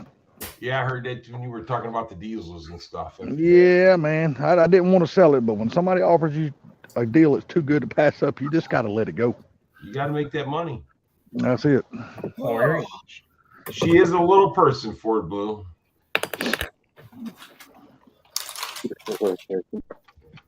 It's kind of like that song, remember that old school song that probably only Stupid Fast Me, Gary, and Salty will remember this song. Short people got no reason. Yep. I know. Right. I remember. I know that song. Remember that, Pinks? Oh, Yeah, yeah. you're probably old enough to remember too. I will Bama, you're probably old enough too. tomorrow. I am old enough. I wonder if Bama, how old are you again? That's none of your damn business. Oh, you already said it before. That's funny. Give me that shit. It's not like you've never said it before. 58. All right, so Gary, you two are the same age, right? I'm 57. Oh, okay. Bama's the winner. Well, When technically, did you turn 58, Bama? Bama, when's Do your what? birthday? when's your birthday? May. Oh, hell, he's So 59. you'll be 59 here shortly then. Yep. Okay, so yeah, he's like a year and a couple months older than I am.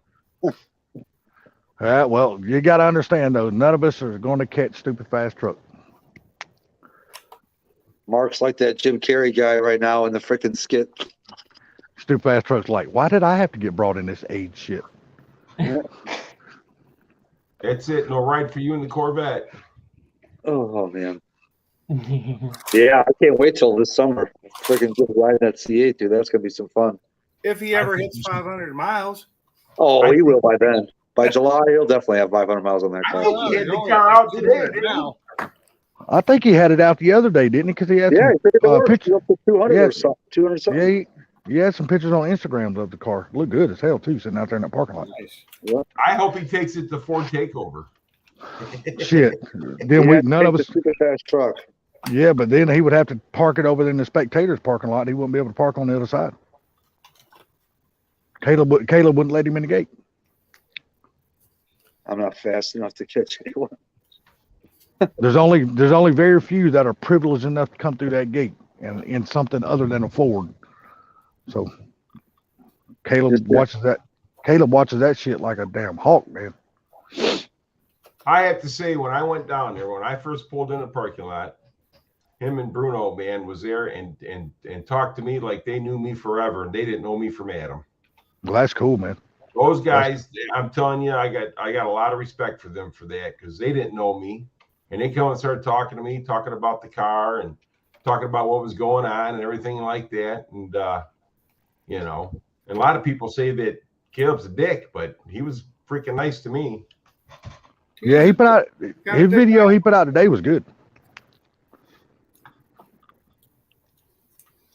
Oh, I slept on the comments. No Ford Takeover for that. You talking about Caleb and Brutal? What was that, Bama? I said Gary was talking about Brutal and Caleb. Yeah. Yeah, Brutal's a good guy. I've seen him quite a few times here in town. Yeah. We spoke to him a couple times last year for Takeover. Oh, yep. So do you and Brutal live pretty much in the same town or close to the same town? 4 miles away. Oh, well, hell, that ain't bad, then. That ain't bad. Yeah, like I said, I pulled up in there, man. They come over and talked to me and the wife like they knew us, and they didn't know me. They didn't know nothing about my channel or nothing like that. When I come back, they were subscribed to me, but that's the first time. Do you run into Brutal at car shows or anything, or no? Nah, he don't never. He's got so many kids. He don't go to car shows. I just see him in town. How many kids he got? Oh God, I ain't got enough fingers. What? Really? Damn, you don't never see all that many kids of his on none of his videos. Too many. He's got a couple of them. I think a couple of them's in college right now. He's got a brood, that's for sure. Huh. Damn. I never knew that, because like I said, watching his videos, you would never know that. Hey, just FYI, X-Acto knives are sharp. Sure. You just cut yourself, dummy. Almost. I cut myself to the point where it didn't bleed. Oh, it just left one of those But it agonizing. kind of hurts a little bit. Skin separated. Took a layer of skin off, huh? Yeah, I think so. it's one of those paper cuts that just didn't cut deep enough to bleed. It's aggravating as shit. When you take a layer of skin off, dude, it's like raw, burns. Dude, Like you'll know fingernail too short. the two times you notice that the most is one when you're washing your hands, and believe it or not, the other one is when you get into bed and you start covering up with your blanket. That shit will catch on your blanket and you'll feel that shit. Well, I'm gonna tell you something. Cardboard will cut you like a freaking razor blade, man. You ain't lying.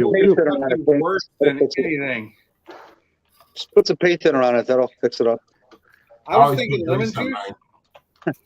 Shit, just put some super glue on it. You'll be fine.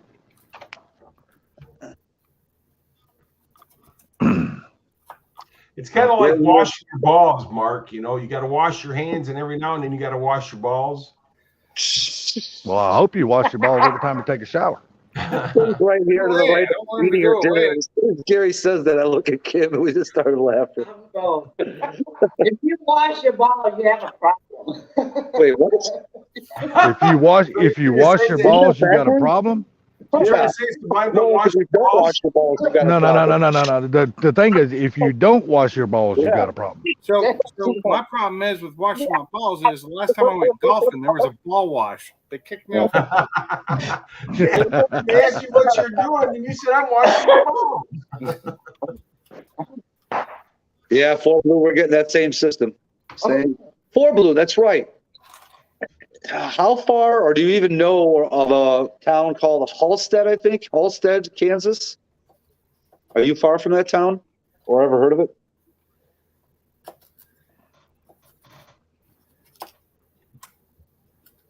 How does that work? So, that's all, folks. Well, Mr. Gary, them plugs that you cut off the linking and stuff like that, you think they're gonna work pretty good on your wiring harness? Oh no, they're perfect. Okay, cool deal. Perfect. I mean, I even got the little fusible links. I got everything, so it's gonna be nice. Good deal. So you be able to put that thing back right again, get all that hackery out of it. And that's what I'm trying to do. I can't believe they still use fusible links. Well, that was back in 1980 and 86, though. That's how old that is. Well, I know, but they still use them in cars. Oh yeah, because they have those big wires and stuff now, dude. They put out a lot more amps now than they used to, voltage and stuff. So they got to have something to break so you don't burn your fuse box and stuff off. Well, I'm just surprised that they're still using them as much as they are. And the thing about it is, and my Focus both have a ton of them. The nice thing about them is now they're a lot better than they used to be. Oh yeah, yeah, they are much nicer. They're easier to deal with and replace too. Right. But I'm gonna tell you one thing about them damn wire nuts that Gary's like, I don't know why people use these. I am guilty as hell because back in the day, I'd use those damn things in a heartbeat. Man, I'm gonna tell you something. They belong in houses, not cars. And in Europe, they're not even allowed anywhere. Say what now? In Europe, they don't allow wire nuts. They're not allowed. They're not safe. Really? Yep. They don't pass muster in Europe, and they haven't forever. Man, I used to use them son bitch in a heartbeat, but I'd always take and wrap them up with tape after I've done with the wrap them backside with electrical tape for sure. Yeah, I'd use them, and then the backside of them I'd wrap up with electrical tape. Bury the whole thing in electrical tape from the bottom of the wing, the wire nut, all the way to the top of it. No, I never wrapped up the top of them. Just from the bottom, the wings down to the wire. Yeah, I do sometimes. It depends. Most of the time now when I'm doing a wire nut, it's in a box and I'm not really worried about it. Yeah. If it's outside, everything on the Mach 1's pretty much use them in cars. I don't use them in cars at all. Dude, I used to use them on my tractor and trailer left and right. Salty, what's the weather by you? It's nice. I'm standing outside right now. There ain't a cloud in the damn sky, dude. Actually, to be honest with you, my 70 Mach 1, it don't have no power, nothing except for power steering, and brakes. So yeah, I don't think it has any relays. Can say your 70 don't even have AC or nothing, does it? No. It's got one relay I know of. It's the flasher relay. Yeah, but yeah. That's the only one I know of in like a 71 Mach 1 base model. And I think the only fuse links, I think, is going into the solenoid by the starter there. Okay. I think. It's been a while since I haven't looked at any of this. It's been a long time since I helped rebuild one, and the last one I did was a 71, and it had power steering. But damn, did they even use fusible links back in '70? Oh yeah. Yes. Oh yeah. More so than they do now. So horns are usually a relay? I don't know. Are they? The old ones weren't. The new ones are. I know the old windshield wipers used to work on a damn vacuum system. Oh yeah. Yeah. Really? I thought they worked on a string. Well, I have driven cars and we've had to do that before. The damn wiper motor went out and me and my buddy rigged up some shit just so we can get home. Hell yeah, we've done that before. But that's back in the day when I used to drive. I used to drive nothing but junk back in the day. Never had a decent vehicle. So Stupid Fast at GM, they were relays on the horns. Were they? Zach, change your name to Spider Monkey. Spider Monkey. 4 blues in the basement. I see him now. But I'm gonna tell you, man, back in the day on our big trucks, man, our big rigs and shit. Oh man, we used to wiring up the shit out of everything. But you had to though, man. You just couldn't afford to be broke down. You know, the wheels had to keep turning to pay the bills. So we'd do what we had to do to keep it going. Electrical tape and splicing, baby. Sublime. Well, Halstead's 36 minutes away from me. so I saw some show on today, TV today for the first time called Car Issues. Some younger guy that buys and flips cars, and every time he buys a car, he takes it to this garage that's in Halstead, Kansas. I forget the name of the garage. Wicked Garage, something like that, maybe. So that dude is probably here in Wichita, or he might be up in Newton or McPherson, because that's not far from us. Yeah. Either way, they're all not far from us. I think McPherson is like an hour and a half. Newton's like 45 minutes, and Halstead's like 38 minutes or 36 minutes by the Google Maps. Gotcha. I know where they are. You hop on I-35 and you go north. Yeah, but I'm gonna tell you what, don't ever count on Google Maps to be right on how long it takes to get somewhere. Right. They just tell you how to get there, but the time they say is always wrong. Always slow. I always get there faster. Yes. I don't use wire nuts. I usually use shrink tape or shrink tubing and solder all my wires. That's where you're supposed to do it. Yeah, that's what you're. And I didn't know how to solder correctly until my wife taught me. Yeah, that's the proper way of doing things. But back in the day, we just done things because that's what we needed to do at the time. Now that she showed me, because she is truly a professional, she taught me how to solder. So I'm like, well, fuck, now that I know how to solder, I solder everything. I solder my speaker wires, I solder my amp wires, my coil wires, everything. I'll use the crimps sometimes. I don't even own crimps anymore. I use them daily. So. Oh hell yeah! I got my crimp tools. I love my TMBs, but the only time I use crimps is when I don't have anything else. But I will never use a nut on there. You know, the ends, the wire ends for hooking stuff up, the little loop ends and stuff. I pop the plastic pieces off and I solder the wires on those now, and then I heat shrink them bastards too. I don't, because you're not supposed to solder into those. Really? Yep, we're not made for Nobody it. ever told me that. Yeah, it works. I do the same thing. Made for it. Ones aren't. Most of them aren't. I'll be right back. I'll get me a little wire brush and I'll clean them up real good. I'll put the wire in there, drop me some solder on it, and just like Ford Blue says, it works. Years. It works. I'm not saying it doesn't. It's just they're not meant to be. Is there a reason, Pinks? Huh? Is there a reason? Just design. Oh. And the coating that's on them. If you clean them off with a brush or something, because they're usually coated, and that coating doesn't really take well to solder sometimes, and so you can get a cold connection, and it'll pop off down the road, you know. But if you brush them out, they should be fine. So the way I usually do it is what I usually do is I'll twist the wire and I'll tin it, and then I'll shove the wire through and I'll crimp it, and then I'll fold it back over the way I run the wire through. Soldering? Yeah, that's fine then.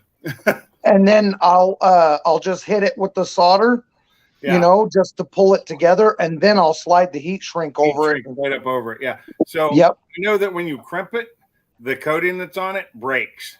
It breaks the coating, so it'll adhere solder no problem at that point. Oh. Notice when you crimp them, they change color. Yeah, I did. Yeah, okay. That's that. It's kind of it's almost a zinc, but it's not a zinc coating. I don't remember what it's called.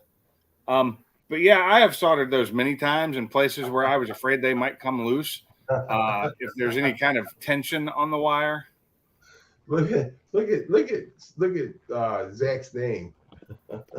Spider, fox body, Mustang, monkey. That's different. Yeah, so I'm not an electrician, but I know how to hook one wire up to another and make something work. And personally, I think everybody should know how to do that. Okay. I don't need to be an electrician. But you would be surprised at the people that house nut wires on a car. I have seen some really, really bad stuff. I have done some really, really bad stuff, but I make it work. And pulled the dash apart and had to rewire the entire dash. So I'm like Blue. I'm like Blue. I've done some very bad things, but I've made it work. Well, don't forget, I'm pretty much self-taught. So my problem is the thing of it is, I have to do it right, and I still don't all the time. Kind of like, you know, it's my own stuff, so I'm just going to make it work. I'll sort things and just because it's electrical, I don't want to do it because I do it all day. My thing is, I know better. I know better because my dad was a master electrician, and I was taught the right way to do certain things, but I still do it fucking back hours. I still do it. I'll cut things. The quick and easy way. 60 lashes. In my garage, I have wire nuts hanging out, hooking up lights, not in a box, but they will be in a box eventually. Now, what was that, Gary? 60 lashes. I trust me. I've gotten some very hard lashes from doing stupid shit before from Dad. Believe me. 7 cuts for 7 bullets. Name the movie. Dude, I've been hit with a piece of damn EMT right down in the chest. Oh, that hurts. Yes, sir. I've had that happen, but that was just from some of my. Did you say, "Thank you, sir, may I have another"? Hell no. I was laying on the floor crying my ass off, and I was 15 years old. That shit hurt. Hell no. I wasn't saying give me another one. Yeah, but he hit me on purpose. Well, I'm sure he did. Hit my EMT. It was a friend of mine, and he did it on purpose too. Dude, I thought my dad was gonna hit me with a pipe bender one time. God almighty, he was madder than a son of a bitch, and I thought he was gonna wrap that bastard around my head. You probably deserved it. Oh, I guarantee you I deserved it. There was no doubt. Oh, I'm just sad that I wasn't there to watch it. I'm just, you know what? I'm glad wasn't nobody there to watch it but my other brother, because he was getting my dad off me to keep from kicking my ass anymore. Sounds like your dad is a lot like me, had a little temper problem. No, my dad didn't have no little temper problem. That motherfucker wasn't nothing but temper. He wasn't nothing but temper, because he would tell you real quick. He'd tell you real quick. He'll tell you. But I'm trying. My dad tell you real quick. You ignorant little son of a bitch. He goes, I told you can't do it this way. It won't pass inspection. Do it the right way. Like, Dad, I'm not an electrician, so. And then you gave him that dumbass look, and he slapped you. No, there wasn't no slap. It was called a punch. My dad didn't believe in slapping nobody. He punched your ass. Look, and that was it. No, I didn't give him no dumbass look because he didn't give me time to give him a dumbass look. I was wanting to give him the dumbass look, but I didn't get a chance.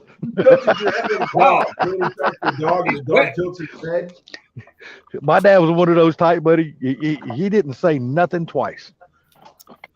Yeah. Like even when we was kids growing up, if he had to tell you to stop twice, the second time he was telling you, he was kicking your ass at the same time.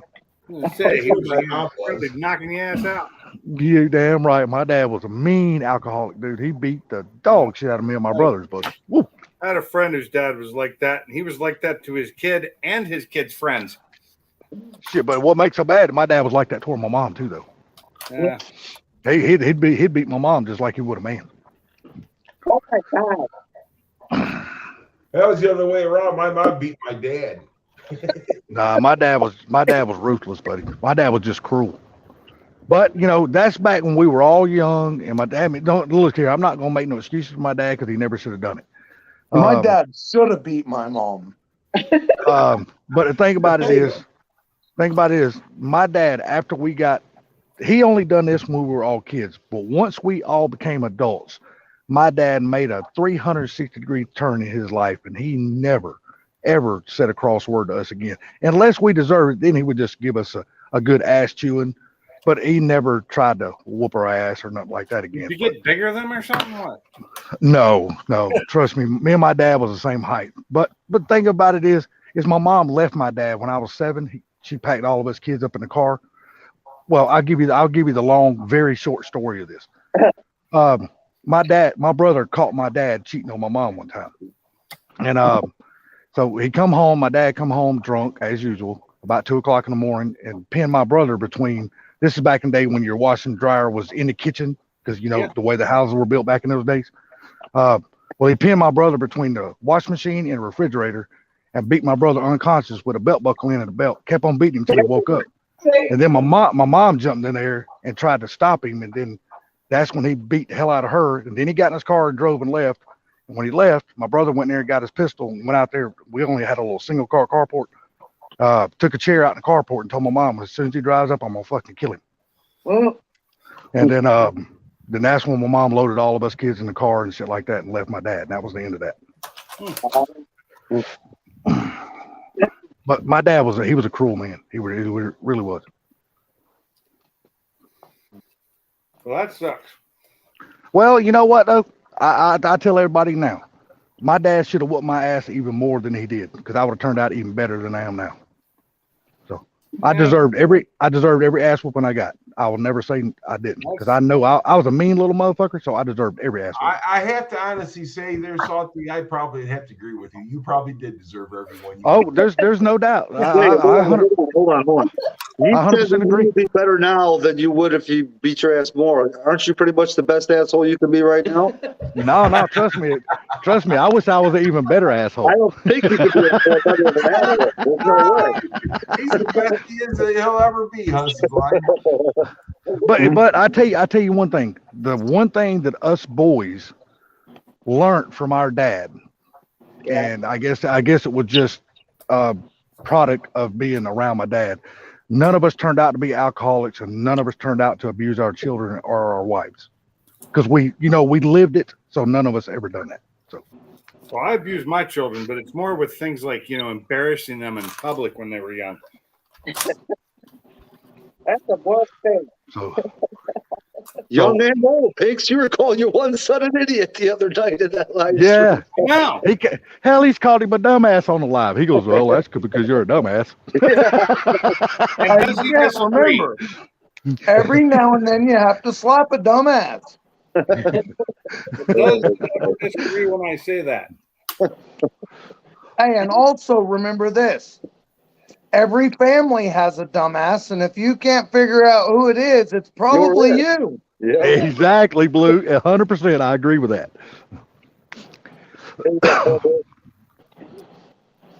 I did a lot of dumbass shit when I was a kid. I didn't admit to it then, but I do now. I started to when I was about his age, but that's because I was in the Army.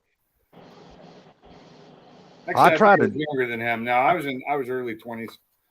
I tried to join the military. I did. When I graduated high school, I went to the recruiting office, tried to join, but my eyes were too bad. They wouldn't take me. But they keep sending you to Why? the- You were too short. Well, no, because my brothers ain't but an inch taller than me, and he was in the Air Force for 42 years. So, It was a joke, Salty. But like I said, my eyes were too bad; they wouldn't take me. But I tried to join because I wanted to be like my older brother. I wanted to join the Air Force. So Send to the boot camp. I wanted to be a pilot, but my dumb couldn't think about anything other than a jet fighter pilot at the time. And because my eyes got bad and I couldn't pass this vision test, I couldn't do it. I passed everything else I needed to. But hell no. If I had thought about it, becoming an attack helicopter pilot or something like that, because I still don't know a pilot. There has never been a point in my life that I've ever wanted to be a pilot or even sit in an airplane. I am a chicken shit. Don't mind admitting it. I am not flying. I loved flying. My uncle was he's actually my second cousin, but he's like my dad's cousin, so more like an uncle to me. He was a pilot in the Navy and the Army. Damn, that's cool. I wanted to fly a plane in the Air Force is what I really wanted to do when I was a kid. Yeah, my brother never was a pilot. He was just a aircraft mechanic. His plane when he graduated or come out of boot camp or whatever, his plane was the F-15 back in 1980. F-15. Yeah, F-15 Eagle. That was his plane. That's what he worked on. Yep, Iron Eagles.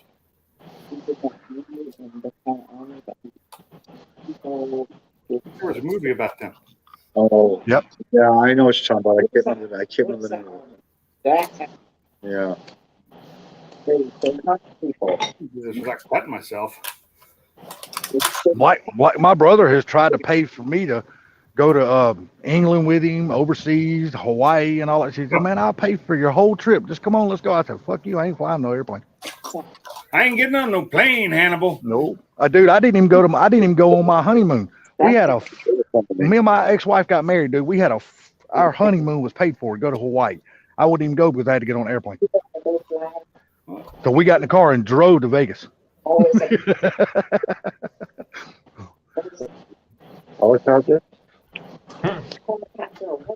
Yeah, every time you say that, I just think of you as being the short white Mr. T.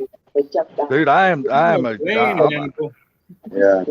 not scared to admit, dude. I am terrified to get on to fly. I wish I wasn't, because I really want to go to England one day, because I want to go over there and see a lot of the World War II history and all the museums, and because I love England. For some reason, I just really, really love England. I want to go there. Really go to France if you ever go. Hit Normandy. Really awesome. Well, yeah, I want to do that too. But see, there's other things in England that I want to do other than just go see the museums and the World War II stuff, because I'm really intrigued of the narrowboat life. And a lot of people probably here don't know what the hell that is. But I think it's really cool. All the canals that goes through England and stuff like that. Yeah. And I'm just really intrigued by that lifestyle. I think it's freaking cool as hell. You said the narrowboat, right? Yeah, it's called a narrowboat. Yeah. My wife watches those shows too. She likes it a lot too. Yeah, I'm just really intrigued, man. I think that lifestyle is so freaking cool, man. Because them people, they don't even need cars in England. They live on the canal system, and they just go and wherever they need to go, they just park their little house, tie it up, get out, and walk up to the bus station and ride a train or bus wherever they need to go. Come back, get on their damn little narrowboat, and sail away. Don't look like that. Car, so. Somebody's in the basement. All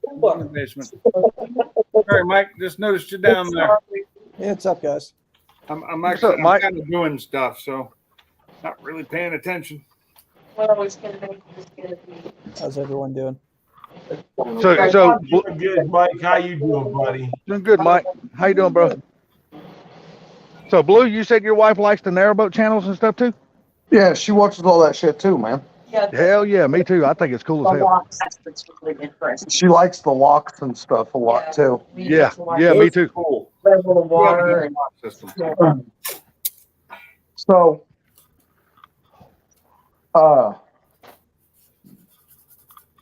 spit it out. It don't belong to you. I'm assuming that Sublime had said something to you guys about the situation that happened yesterday at work. Yeah. Because Mach 1 messaged me about it. Happened to whose work? Happened to whose work? Happened to Ford at his work.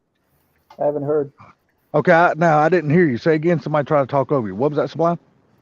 I was saying this is something that happened to Ford Blue at his work. Oh, no. I hadn't heard. Hadn't heard anything about it, buddy. So customers are useless pieces of shit. Okay. Plain and simple. People are fucking useless, and customers are even worse. All right. Not you guys in particular, but most customers are trash. Okay. I could live without them for real. All right. So what did we just get another box? No, it's Jordan's. He wants me to open it for him. So, car and a truck get dropped off.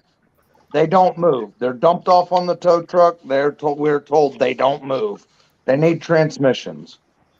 So one's a 77. It's not like you can scan the motherfucker. The other one is a 92, 6.5 diesel, 1 ton.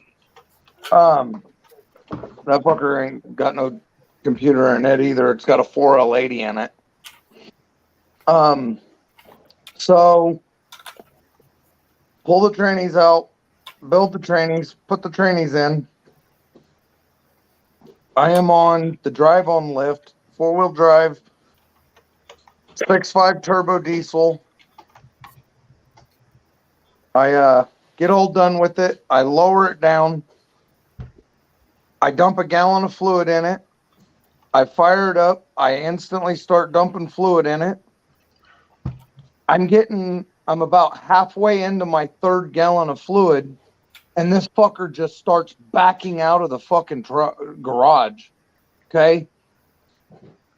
And I'm grabbing a hold of the front bumper because I'm thinking that, maybe the park pawl just isn't grabbed into its gear. So I thought, all right, I'm going to grab the truck and I'll keep it from going and the park pawl catch. It didn't.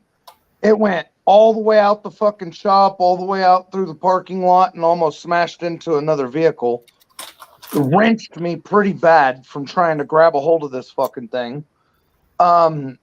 My coworker runs across the parking lot and jumps into the fucking truck, slams on the brake, and stops the truck about 2 inches from creaming out another customer's truck. Huh. So I find out what the fuck's going on. The steering column is broke. All right. So the boss calls the customer, and the customer says, "Oh yeah, I know the steering column's broke. It's been popping in, and it's been randomly popping into reverse for years." Fucking customers are worthless pieces of shit. Don't you think that they should have fucking said something? Oh, hey, by the way, the fucking steering column's broke and it has a tendency to pop into reverse when the transmission works. You worthless fucking cunt. Then the 77 Malibu that was on the lift the other night, we got the transmission built. We put the transmission back in. We go to start the fucking thing up, and smoke's coming out from under the hood because the wiring has got a fucking problem. Okay? So we chase down the fucking wiring problem, fix the fucking wiring that's got nearly a wiring fire. It's melted the wiring across it. And then we then we go to start the fucking thing, and it's spraying fuel everywhere. Okay? 5/16 lines with 3/8 fucking hose. With the hose clamps not tight enough, you can use a finger and just lightly touch it and spin the fucking thing. Okay? Called the customer on that, and he said, "Yeah, I've been hunting down fucking wiring problems in that. Oh, and by the way, there's a fuel leak." Thanks, cunt. Tell you what, I'm so sick of worthless fucking customers. Damn it. You tell them.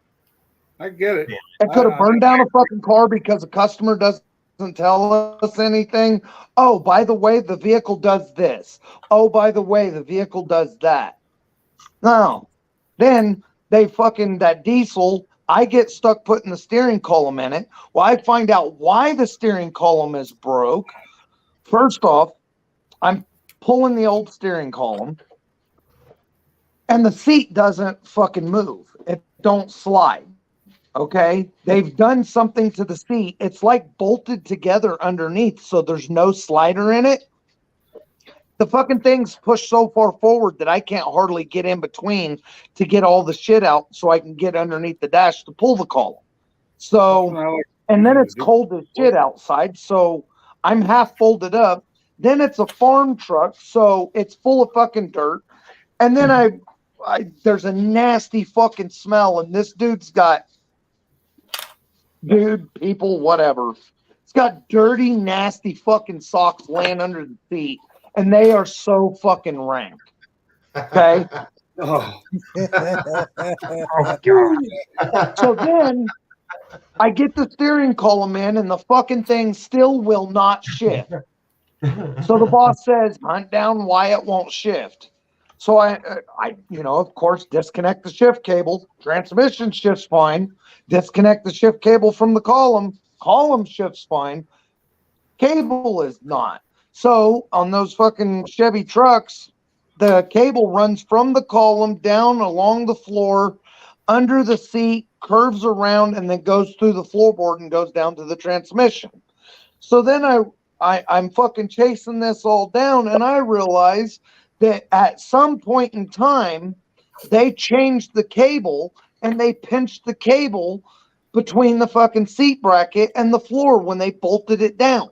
So that's how they broke the column, and they've just been driving it like this for however many fucking years, dealing with the piece of shit just throwing itself into reverse randomly. It's like watching that. Have you ever watched Just Rolled In channel? Mm-mm.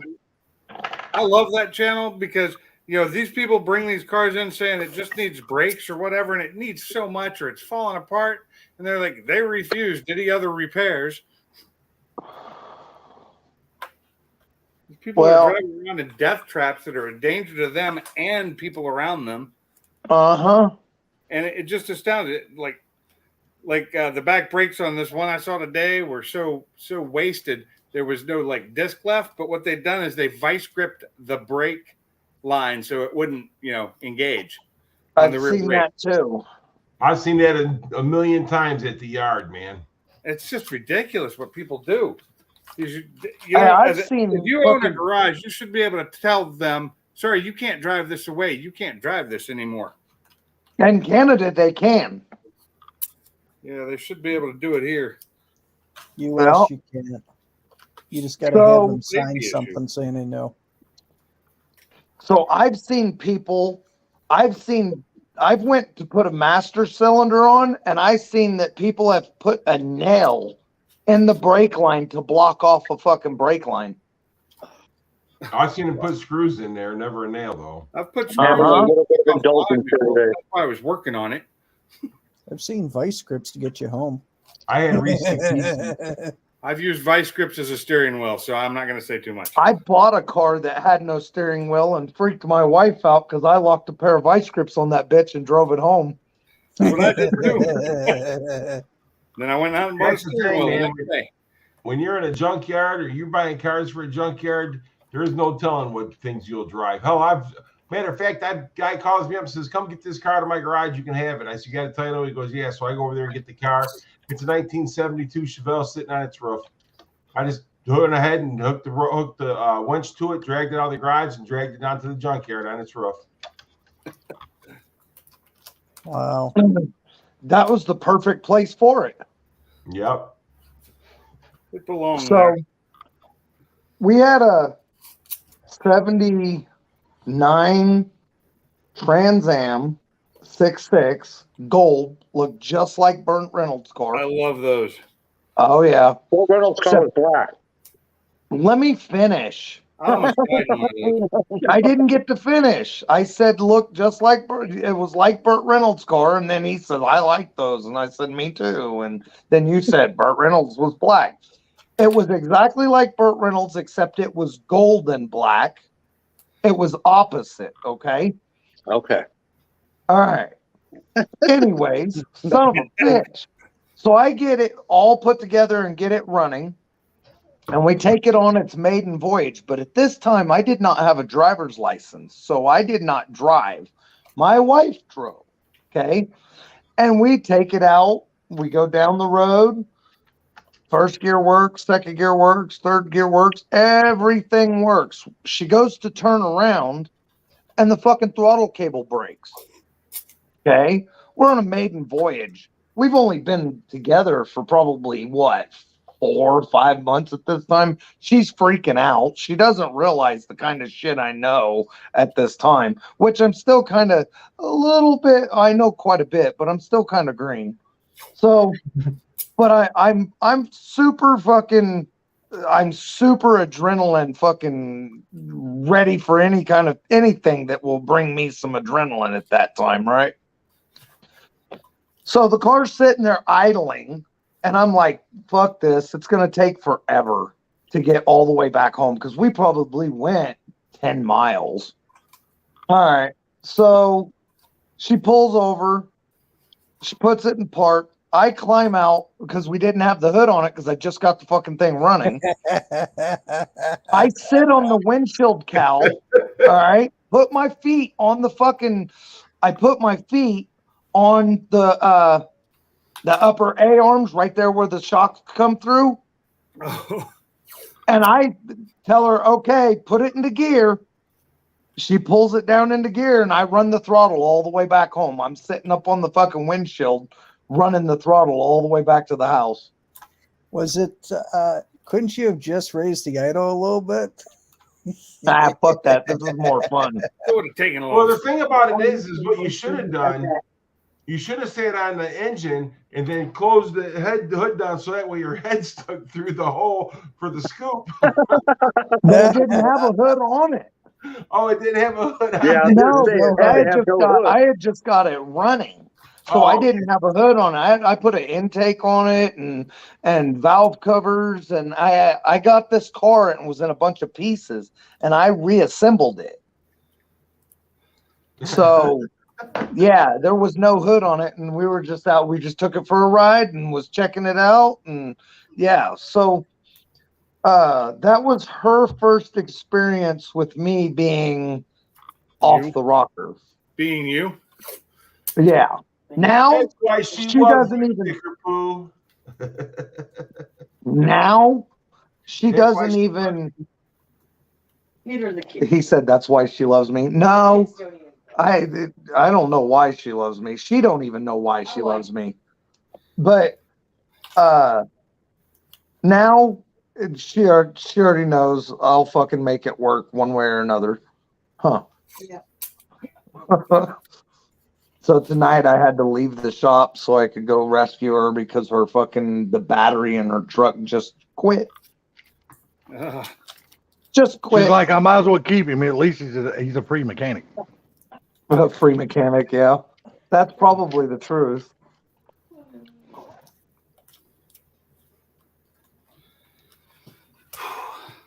Anyways. Well, this sorry. is That whole ordeal, you ride in the I hate taping car. It always it reminds me of that movie. Twilight Zone, where the guy looks out the airplane window and there's that little demon. Oh yeah. It always makes me think of that. Yeah, the demon on the wing. She says me riding on the hood of the car always makes her makes her think of the demon on the wing in Twilight Zone. Okay. She's Shatner in that one then. I remember that one. So for Blue Gauge, have you done anything else to the engine for the Comet? It's torqued. I got the water pump on, the timing cover on, the noisy gear drive on, the oil pan on, motor, transmission, the flywheel, the clutch, pressure plate. It's all mounted in the car. It is bolted in. It's in. The headers are on. He told me, the old man told me one set of headers was for a 4-speed, one set of headers was for an automatic. I don't know. For some reason, I told my buddy that was there with me, I said, I'm betting that these are the ones that are for the 4-speed. And he says, why? And I said, because of the angle of the collectors. The collectors aren't straight. If you hold the header flanges together straight like this, the fucking header collectors were like this. And I was like, I bet that those are the ones that are for the 4-speed. And sure enough, they slipped right into place. And he said it at almost the identical time that I did. I said, dude, and he said, yep, I already know. I said, that was too fucking easy. And he said, yeah, something fucking got to be wrong, because I have never in my life slid a set of headers in with no modifications without beating on anything. I've never seen a set of headers, even expensive ones, that just slide right into place. Oh no, they're all pain in the ass. These headers with the motor mounts bolted in, the training mount bolted in with the car up on the lift from the bottom, with the Z-bar half in place, I was able to just grab both headers and just slide it right up into place and put the bolts in from the bottom. Well, that's amazing, because usually you don't have long tubes at that. So, clear everything. Clear the Z-bar, clear the fucking tons of room for the starter. I could put the great big monster starter on it and fucking probably change the starter without even putting the car on the jack. That's how easy it is. That's how much room. Wow. Linkage, I could put my fist between the 4-speed linkage and the collector. Tons of fucking room everywhere. It's crazy. I'm like, that's just so fucking weird. So I did finally get my guide plates. I got the old guide plates off. They're in the valve covers, the rockers, the push rods, the new guide plates, poly locks, all of that shit's in the new valve covers. Got the intake off still. It's all just sitting in the intake valley and the valve covers ready to go together. I was going to do all that tonight. I was going to do the guide plates, the rockers, adjust all that out, and then put the intake on tonight. But then my wife went to the grocery store and her battery just took a shit. Blue, so Super Fast what? Truck asked you a question. He said, I'm sorry, was Super the Fast. FE? He said, was the FE an option in the comment? Yes, the FE was an option in the Comet. You have a 390 FE in the Comet, and you could get it with an automatic or a 3-speed on the tree or a 4-speed on the floor. And then they had a 427R Comet, okay, a 427R code Comet, which was a post 202 stripped down base model, and it would be the same body as mine, except it would be a 427 side oiler, and they offered it in two different fucking packages. One was a 427 side oiler and an automatic with a single 4-barrel, or a 427 side oiler and a 4-speed with twin 4-barrels. And they were feather lights. They were feather lights, like 2,900 pounds with a 427 and dual 4s and a 4-speed, and fucking nasty. Very rare. Very rare. Night Bama. But they also offered them in a Cyclone too. Yeah, well, they didn't put the 427 in Cyclone. No. It was a 390. Right. 390 4-speed, 390 automatic. 390 4-speed with the tri-power. Yep. They came with the tri-power? Yes, they did. I thought the tri-power was an option, but it wasn't factory. It was an option from the factory. Right, but if you went and ordered it, you could order it and check the fucking tri-power. Yes. Yeah. The way I read is it would be a single carb, or you could get it with the dual carb, not as an option, as some of them were dual carb. And then if you were ordering it new, you could check the option for 3 deuces. The thing about it is that on the Cyclone and that they didn't have the dual quads. They just had the tri-power or the single 4-barrel, if I ain't mistaken. 66 427R car was single 4 or dual 4?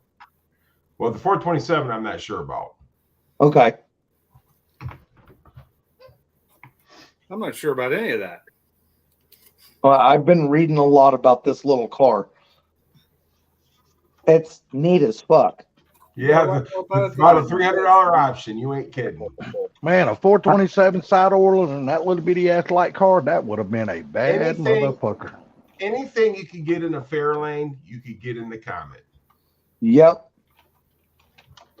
Except the Comet 202 post car was lighter. Well, the Fairlane post car was light as fuck too, but nobody liked the Fairlane post cars, and nobody liked them except for when they got real big into racing them. They realized that they're about 400 and some pounds lighter, and they're about 8 inches shorter. But the 427 though, that car was pretty much strictly like the Cobra Jet Mustang. It was strictly for racing. Yeah. And it was gutted factory, basically. I think from what the little bit I found on them, factory with a radio delete, factory with, they were just gutted. Like, they were all manual everything, too. What else was there? I think I read on there that it had rubber floor mats instead of carpet. And insulation, like a truck mat. Yeah, kind of. Probably. A lot of neat shit, man. Well, just off the top of your head. Sorry. Ford did some crazy stuff, dude, back in the day that people don't even realize today. That's what makes them so great today. Let me ask you something. Back in the day with that 427 side oiler and that little Comet that you got, what kind of time do you think that would have ran at the damn drag strip? That had to be like a little rocket. I think on the 14-inch bias ply tires, they said it ran like 1120.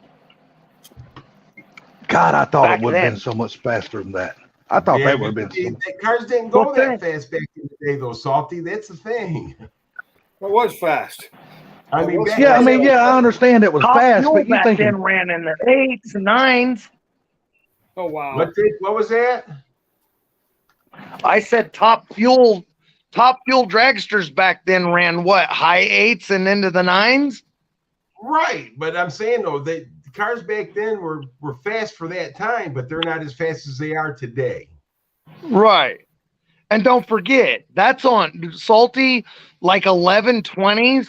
That's on bone stock, off the showroom floor, 14-inch tires that are 6 inches wide with stock suspension. Oh, and did I mention stock suspension? Yeah, stock suspension. With a modern day suspension in that car and a modern tire, I can only imagine how fast that would easily be a low 10-second car today. And on a 15, I bet it easy a low 10-second car, easily. I don't know. Those motors were rated at 435 horsepower.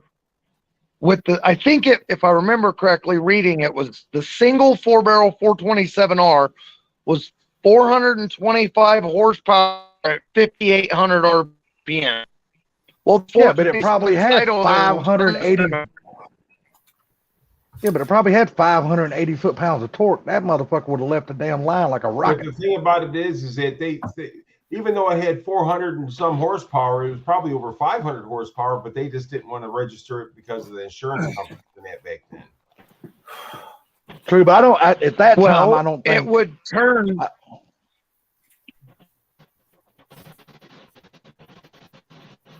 It would turn like 7,000 RPMs, but they only rated it at like 5,000 or no, 4,800 is where that 425 horsepower was rated at. But they'd turn it 7,000. So what kind of power did it really fucking make? That's why I said they always dummied them down because insurance companies and that. Right.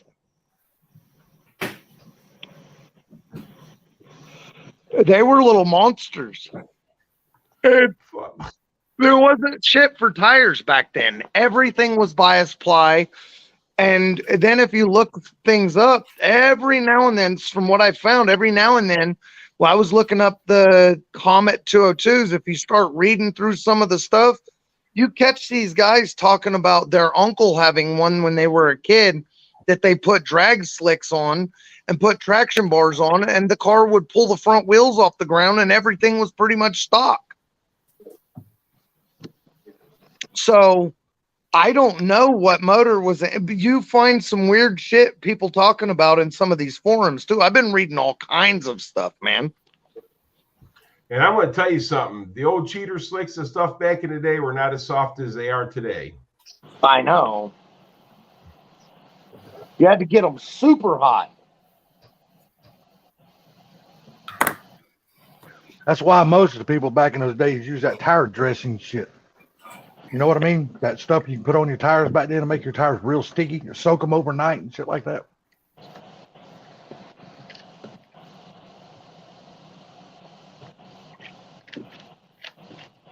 No, I don't know that stuff. Wow. I just hit a wall. You hit a wall while you're getting ready to pass out?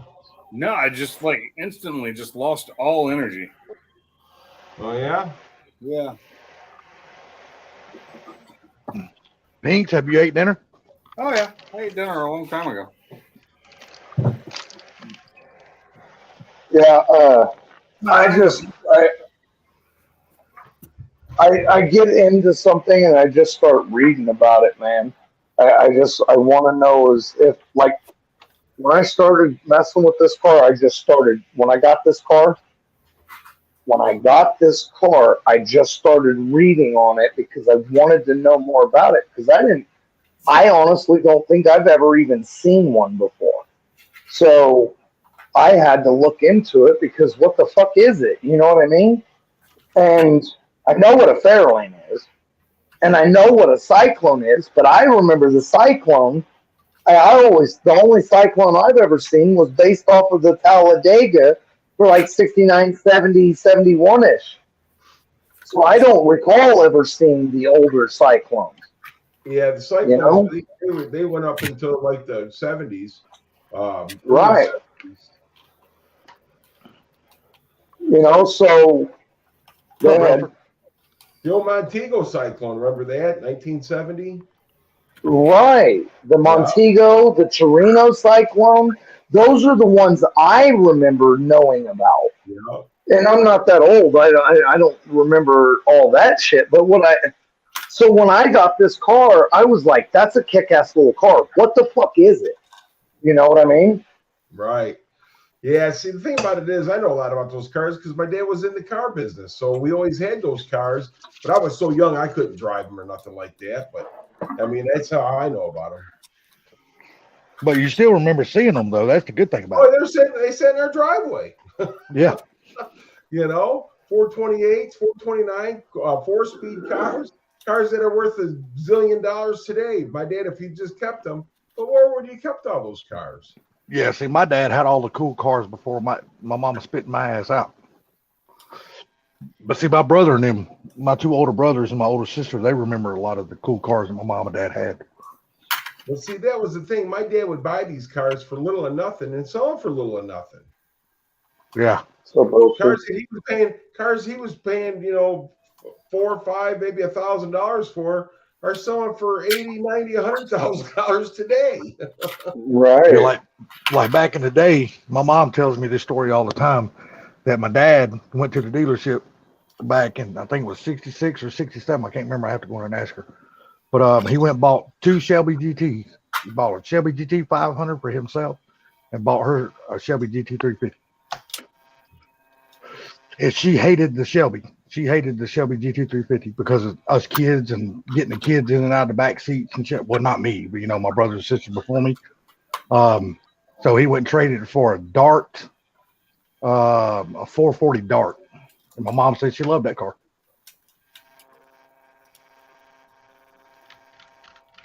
She tells me that story all the time. I got to take off. You guys have yourself a great night. Thanks for having me, Pinks. You too, Mike. Take care, buddy. Mike. Right, see you guys. Or later, Yeah, Mike. I'll say later, Pinks. Yeah, my mom also tells me a story about my dad's limp because my dad bought a damn Torino GT, and he was drinking one night and went and flipped it 5 times and crushed the whole damn car. And the car, he didn't, of course, nobody wore seatbelts back in the 60s and shit like that. So it threw him out. Didn't have seatbelts in them. Like I said, he had a limp the rest of his damn life because of that.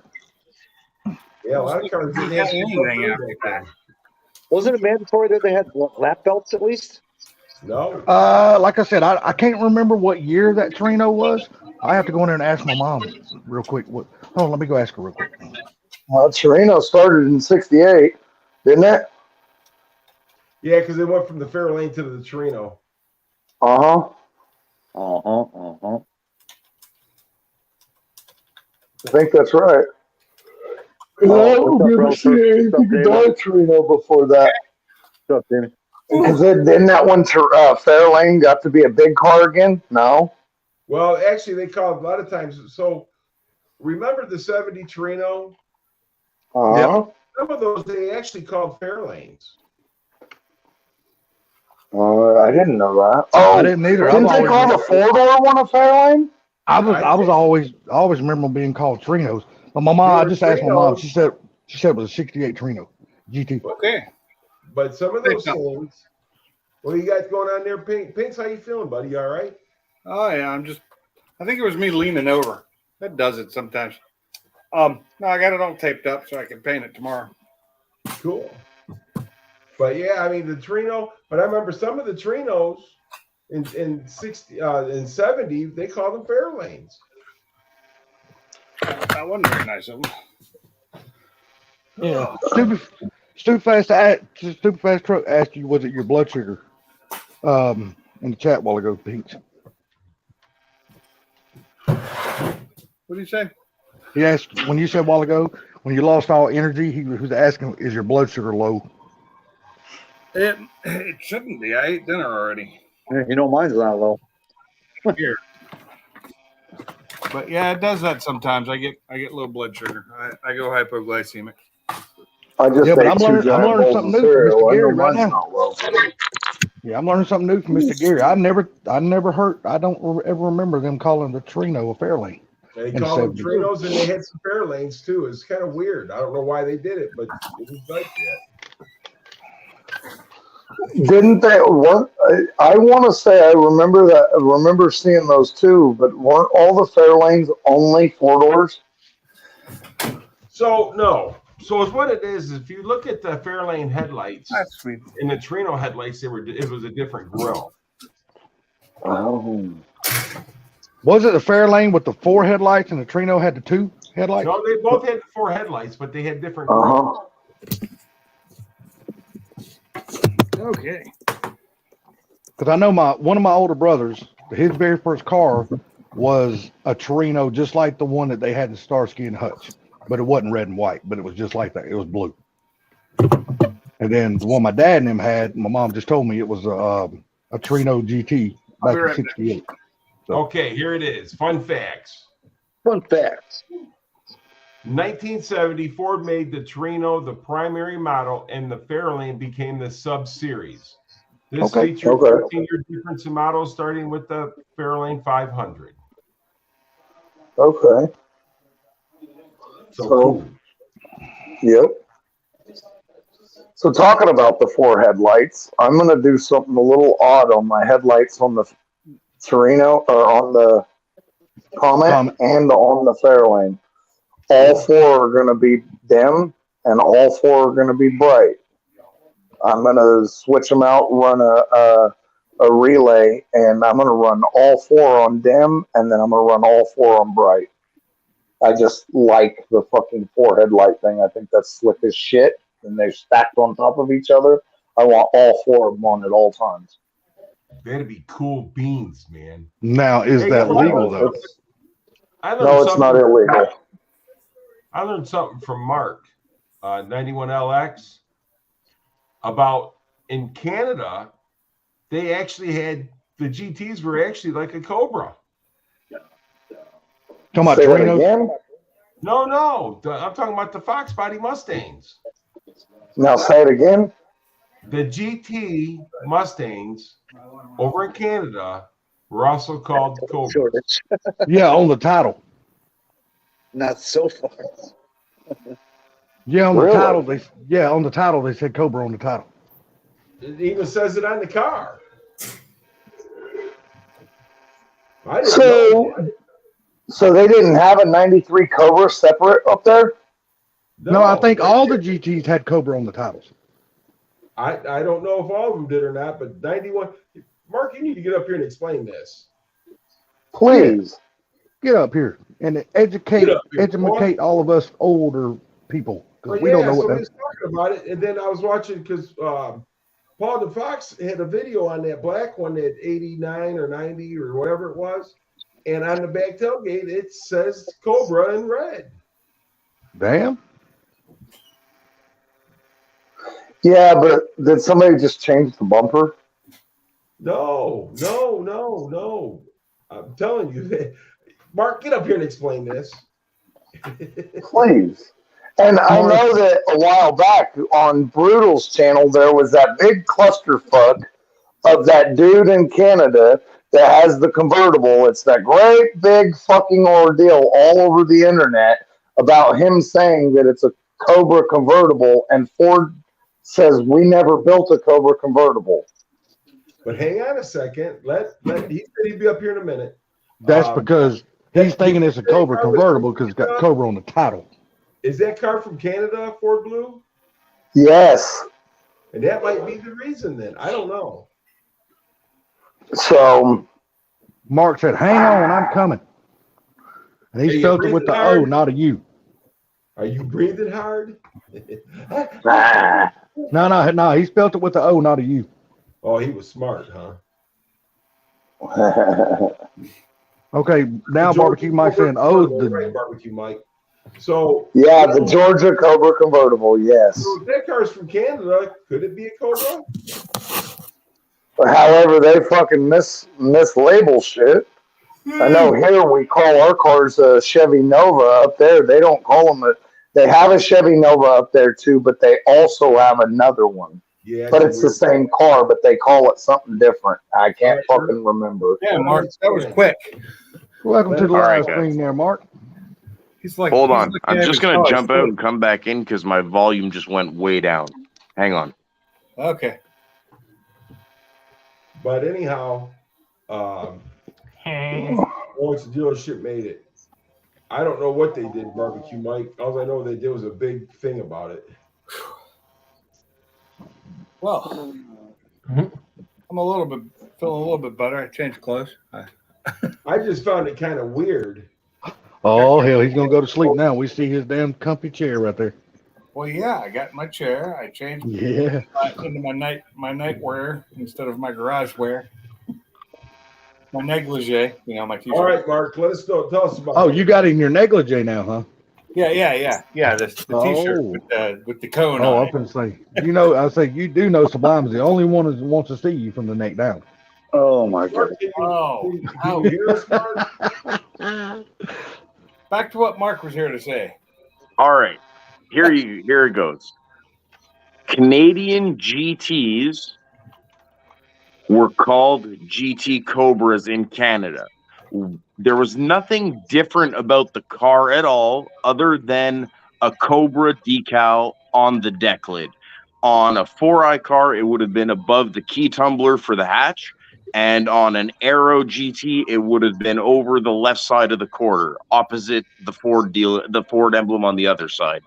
They were titled as Cobras, and the reason they got away with it in Canada is because Shelby's copyright of the name Cobra wasn't valid in Canada. So they were able to market them as Cobras. But they didn't have Cobra motors, they didn't have Cobra body kits, they were just GTs that they were allowed to put a Cobra decal on. Question: didn't they fix that thing with the International and the Cobra later? I have no clue about that, but we did have the 93 Cobra, the specialty cars. Those were the same ones you guys got. But there's nothing special about these cars other than the fact that they have a Cobra decal. And the Cobra is written in the same script that the 84, 85 Mustang GT, the same script that the GT was. Oh, that's weird. But they can't. The convertibles they made very, very few of. So this guy, he's not full of shit, but there really isn't anything special about his car, if that makes sense. Because they are titled as Cobras. It says on the registration and on the title, Mustang GT Cobra. There we go. And if you see one of them that's showroom quality that has one of the window stickers still, it will even be stamped on the Ford window sticker Cobra as an option. Huh. But there's nothing. The guy that has the convertible Cobra, is that car from Canada? That's my question. It could very well be. I haven't seen this car, but I've just heard about it. Yeah, Mike says the car was not from Canada. Well, if it wasn't built for export for Canada, then it's not a Canadian Cobra. Okay. But they didn't have any special wheels. They just had turbines. Your basic shit. If they were turbines, they were fucking bottom feeder fucking GTs then, because they fucking suck.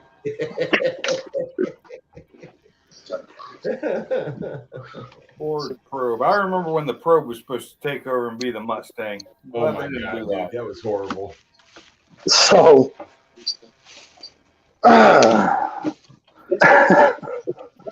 they got so much backlash when they started. Boy, you ain't lying about that, boy. The whole fucking United States came together for that shit. Oh, yeah, Mark jumped off that quick. Pinks, did you kick him off? I didn't do nothing. My hand. No, I think he got offended by my hate for turbines. No, turbines? You mean the turbine wheels? Yeah, they. Turbines is the thing you put on your head. Well, so you gotta understand something, Salty. That nobody gets mad at you for anything because we know you're a jackass. So I mean, it's just well, true. You sublimed myself. He's already being the best asshole he can be. You can't get asked for much more. Yeah, right? I don't know. I keep amazing myself.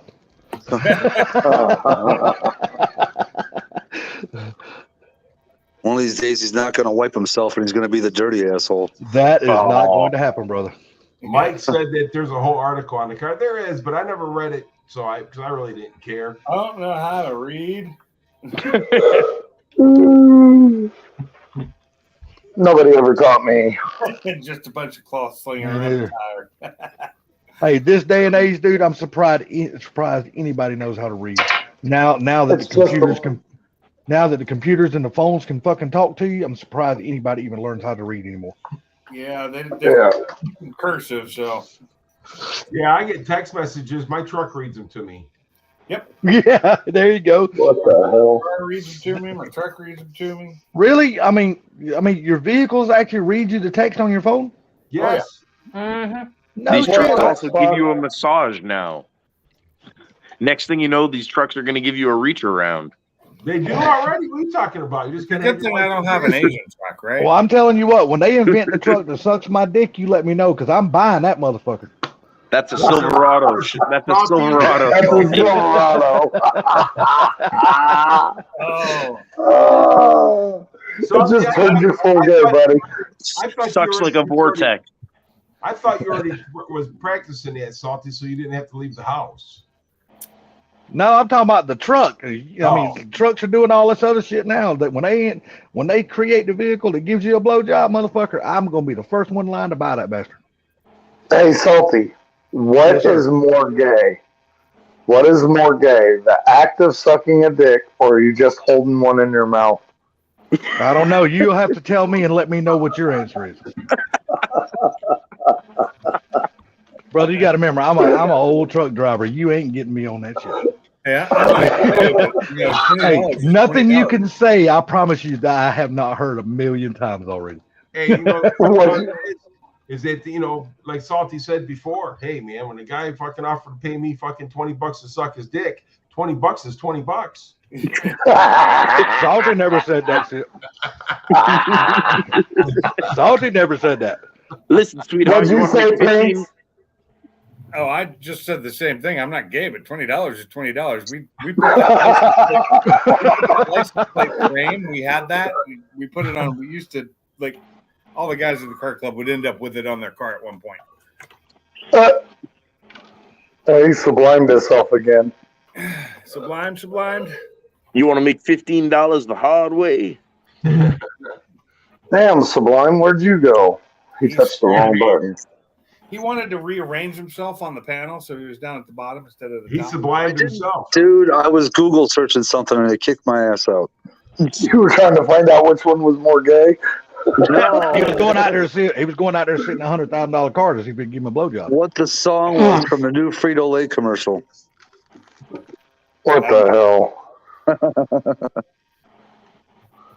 That turn up to me. That turn up to me. I don't even know what the hell they're saying. Well, Mike, you know what? I'm not mad at the guy for thinking his car is a Cobra. I mean, because you look at it, the title says it's a Cobra. He's got a Cobra sticker on the back of his car. So in his eyes, he's thinking his car is a Cobra. Yeah, but I don't know if it has a Cobra on the car, and I don't even know if it's from Canada. All I know is that what Mike's saying out there, that here's a whole article on the car, and it doesn't say, it says it's from the United States. Oh. There's like 3 easy ways to find out if a Fox body was made, exported for Canada. Well, I'll have more mac and cheese. Okay. 91. Oh, sorry. Well, obviously the gauge cluster. Second of all, you're going to have daytime running lights in 91 through 93 Fox bodies that you wouldn't have in the States. And on the driver's door, it's going to be marked on the tag with all the options on the driver's door. It's going to be marked EXPCAN, Export Canada. And there's going to be a little round sticker with the CSA, Canadian Safety Approved, with a little maple leaf. All of them have it. Oh, what year did they start requiring daylight running lights? 1991. So mine has freaking daytime running lights. Wow, That is the first time I've ever heard of that. Wish they It's the first time I ever heard of that. I cars. never knew a Fox body came with daytime running lights. Yep, I have a DRL module on my car. Yeah, I never knew that. Which turns the headlights on as soon as you start the car? As soon as it's key on, yeah. But they're not full-blown headlight. They're just like a lower. No, it's just like you have now with my daylight running lights on my car. All my cars have them. I like them because so many people don't turn their lights on in the rain, in fog, and you can't see them. Or my 91 knock that I had didn't have any running lights on it. No, it's a Canadian law. It's a Canadian thing. They didn't require it here until the 2000s. No, because I think my mom's 96 Cougar, I want to say, had them. If they had them before then, might have. It wasn't a law here. Until okay, I gotcha. It wasn't required. Like back to the vice grips, cool things you guys were talking about once.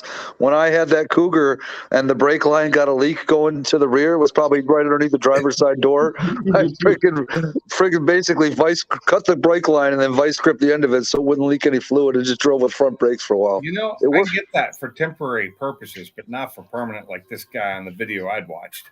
You call that redneck line lock, Sublime. Yeah, redneck line lock. I got. I have. Cameras in the U.S. weren't required weren't required until 2016. We lost Salty. So. Well, if he comes back, let him back. Yeah, don't let him in. Don't let him in. Yeah, don't let him in. So yeah, it's like in 2016, the law requires backup cameras in every car, which was a law in Japan in the 90s. So, is it a law here now for the new ones to have backup cameras? 2016. It is a law? Yep. Here it was 2018. They implemented that. What about running lights? Do you have to leave your running lights on your Fox body? Technically, if ever I got in shit for if ever a cop pulled me over because the car was lowered or the exhaust was too loud and they sent me for a safety inspection, it would have to work. Yeah. Yeah, even if you have your lights turned off, they come on, which is great. Charles Kevin. Because I almost ran into a car the other day in the fog because it didn't have any lights on, none. But hold on, my daytime running lights only turn on my headlights. They don't turn on they don't turn on the parking lights in the back. Yeah, see, I wish they would though.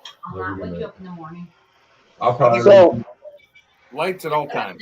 But I'll probably do what that. sucks about that is the cat eyes, because I usually always roll when I'm in a Euro car. I always roll around with the fucking cat eyes. Right. Yeah, those look badass. Later, Jamie. And the daytime running lights ruin that. They do. Well, I'm so sorry for you. If you have your lights on, I don't care as long as you've got lights on. Like for me, if my lights don't come on automatic, full lights don't come on because it's still too light out, but it's foggy, I switch my switch from automatic to on because I like people to see me. Later, Jamie. But Blue's right. The running with the parking lights on an Aero Fox, it looks badass. Yeah, the cat eyes is so much better.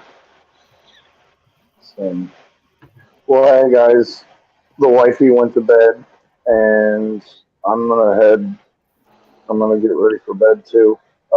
Yeah, me too. I got to work in the morning. So do I. Well, so do I. I'll get off. I gotta fix a customer's Fox tomorrow. I actually have to get up early tomorrow morning. Kind of early. What? Early?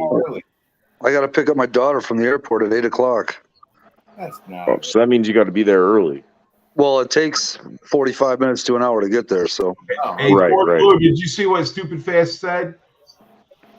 Poor Blue A 66 Comet was the Indy pace car. Yes. Cool. I did not know that. Well, Salty did not come back, so. He said he was going to hang out in the chat because his phone's fucking up. Oh, okay. I didn't see it. This is bullshit. I still don't have my hoods. That's ridiculous. They're what, 3 weeks late now? Or a month late. Damn. Sounds like all the Dude, I didn't know Johnny Utah drove a 69 Mustang Fastback in freaking Point Break. Johnny, you were 70. That was a 70. We were supposed to have them in 3 to 4 weeks. No. That sucks waiting on something like that, especially a big ticket item. Yeah, almost $2,000 for 2 hoods. Right, exactly. And they're gonna make the look of that car too. So $1,807 for 2 hoods. Dude, worth it though. Some things are just worth it. I fucking hope they're worth it. The boss got his. I hope mine are as pretty as his. That fucking hood is so flawless. Nice. So, but anyways, Hey, what's up, all right, you guys have a good night. I'm out of here. I'm gonna get ready for bed. I have to go to work in the morning. I'm gonna work. I'm probably gonna stay and work on my car tomorrow night. So, all right, Fort Blue, have a good one, brother. You guys have a good Blue. evening. Take it easy, buddy. Fort Blue, have a good night, bro. Good night, everybody. Later.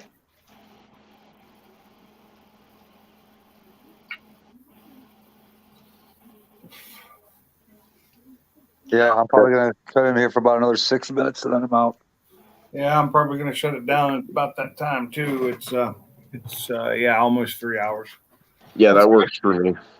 If you look up William L. Miller, he's the dude that says he's got the Cobra convertible.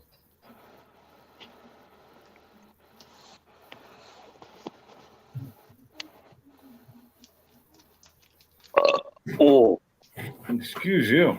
Why part waste it when you can burp and taste it? Exactly.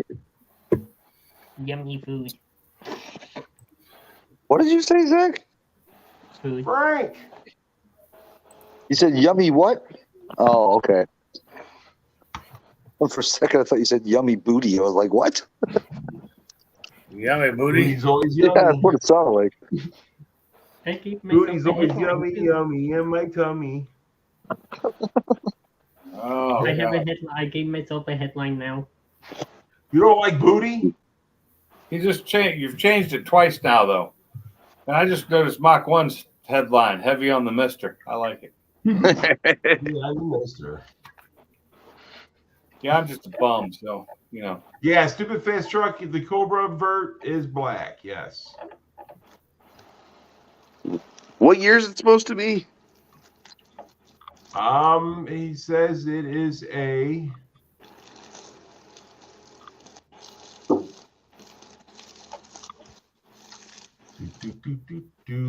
Hang on here. Okay, Benjamin Fox, a bit confused. Williams says, Benjamin, my convertible was part of a very few produced for a limited promotion by Ford SVT. The production date was June 1st, 1992, making it a 1992 model. I have owned it for almost 25 years and is completely documented. Oh, well, it's definitely not Canadian because the Canadian Cobras had nothing to do with Ford SVT. Okay. So what he's claiming, if it's true, it is something special, but I've never heard of that in any of the literature I've ever read over the last 20 years on these cars. Well, and he goes on right here in 1993, Fox Cobra production by the year as follows: 79 to 81, 84 to 82, Canadian Cobras, 84 to 92, Canadian Cobras, 1992 promotional Cobra convertibles, 1993 Cobras, and the 1993 Cobra R's. Well, maybe it does exist, but he's right because there was no Canadian Cobra in '93. Okay. So, William, it amazes me the amount of erroneous, ERRON, erroneous information. Erroneous. Erroneous. Okay. See, I told you I can't. Erroneous. Yeah. Out there. Like I said, I have never heard one about the 92 Cobra convertibles, and I have been doing this a long time, sir. You have opened my eyes. I've never seen him, so he's not everywhere, Brosford. So my thing is that if they really made more than one of these, don't you think you would have seen more of them out? Yeah, I do. You would have at least seen a factory photo of it. You know, right. There's the technology, I think I can make some paperwork up that says SVT built that. Oh, most definitely. And that's the thing, though. But, I mean, 93, I mean, how many years has it been since they've done the Cobras? I mean, the Fox bodies. Come on, Jay Leno would have one. Jay Leno would most definitely have one. Yes, he would. No, we would have heard something about that. I've been researching these cars since I was a teenager. Like, 5 years ago. Okay. Yeah, I wish.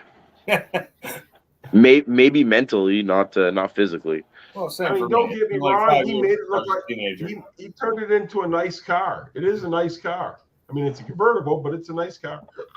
I don't do convertibles. Not in Mustangs. There's very few convertible cars I would buy. I'm going to tell you something. I've sold a few convertibles, and I've never sold one in the state of Michigan. They always went out west or Florida or California. Yeah. Well, my first car that I had was the 71 Spitfire, Triumph Spitfire Mark IV, and it was a convertible, 2-seater convertible. I'd own another one of those. I love that little car. It was a great little car. So right here, he says, Barbecue Mike says the Ford dealership did it to promote the Cobra coming out the following year. That could be a possibility. Oh, anything's possible, but prove it. Bryce, it is not. Zach doesn't own a car. My Shelby's worth $1 million because, Carol, it's the only Shelby that was ever virtually signed from Carol Shelby from heaven. He farted in it on his way up. Yes, it's got his gas built into it. What's up, Bryce? That's why it's so fast. It's got his gas. That's why it's so fast. It's a fast I'm gas. a poet and didn't know it. Oh, you knew it. But this guy. Oh, by the way, Brailsford, I owe you one, buddy. I owe you one. Just like Brailsford said, this guy has been everywhere with this freaking car. They even made their own page about this car, about this guy. Yeah. Brailsford's like, wait, what did I do?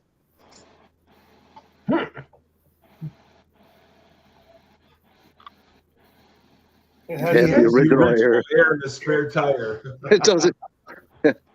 No, see that it's even better than that. Since these don't come with a spare tire, they took the original air from the spare and put it in the little machine that pumps your air if you go low.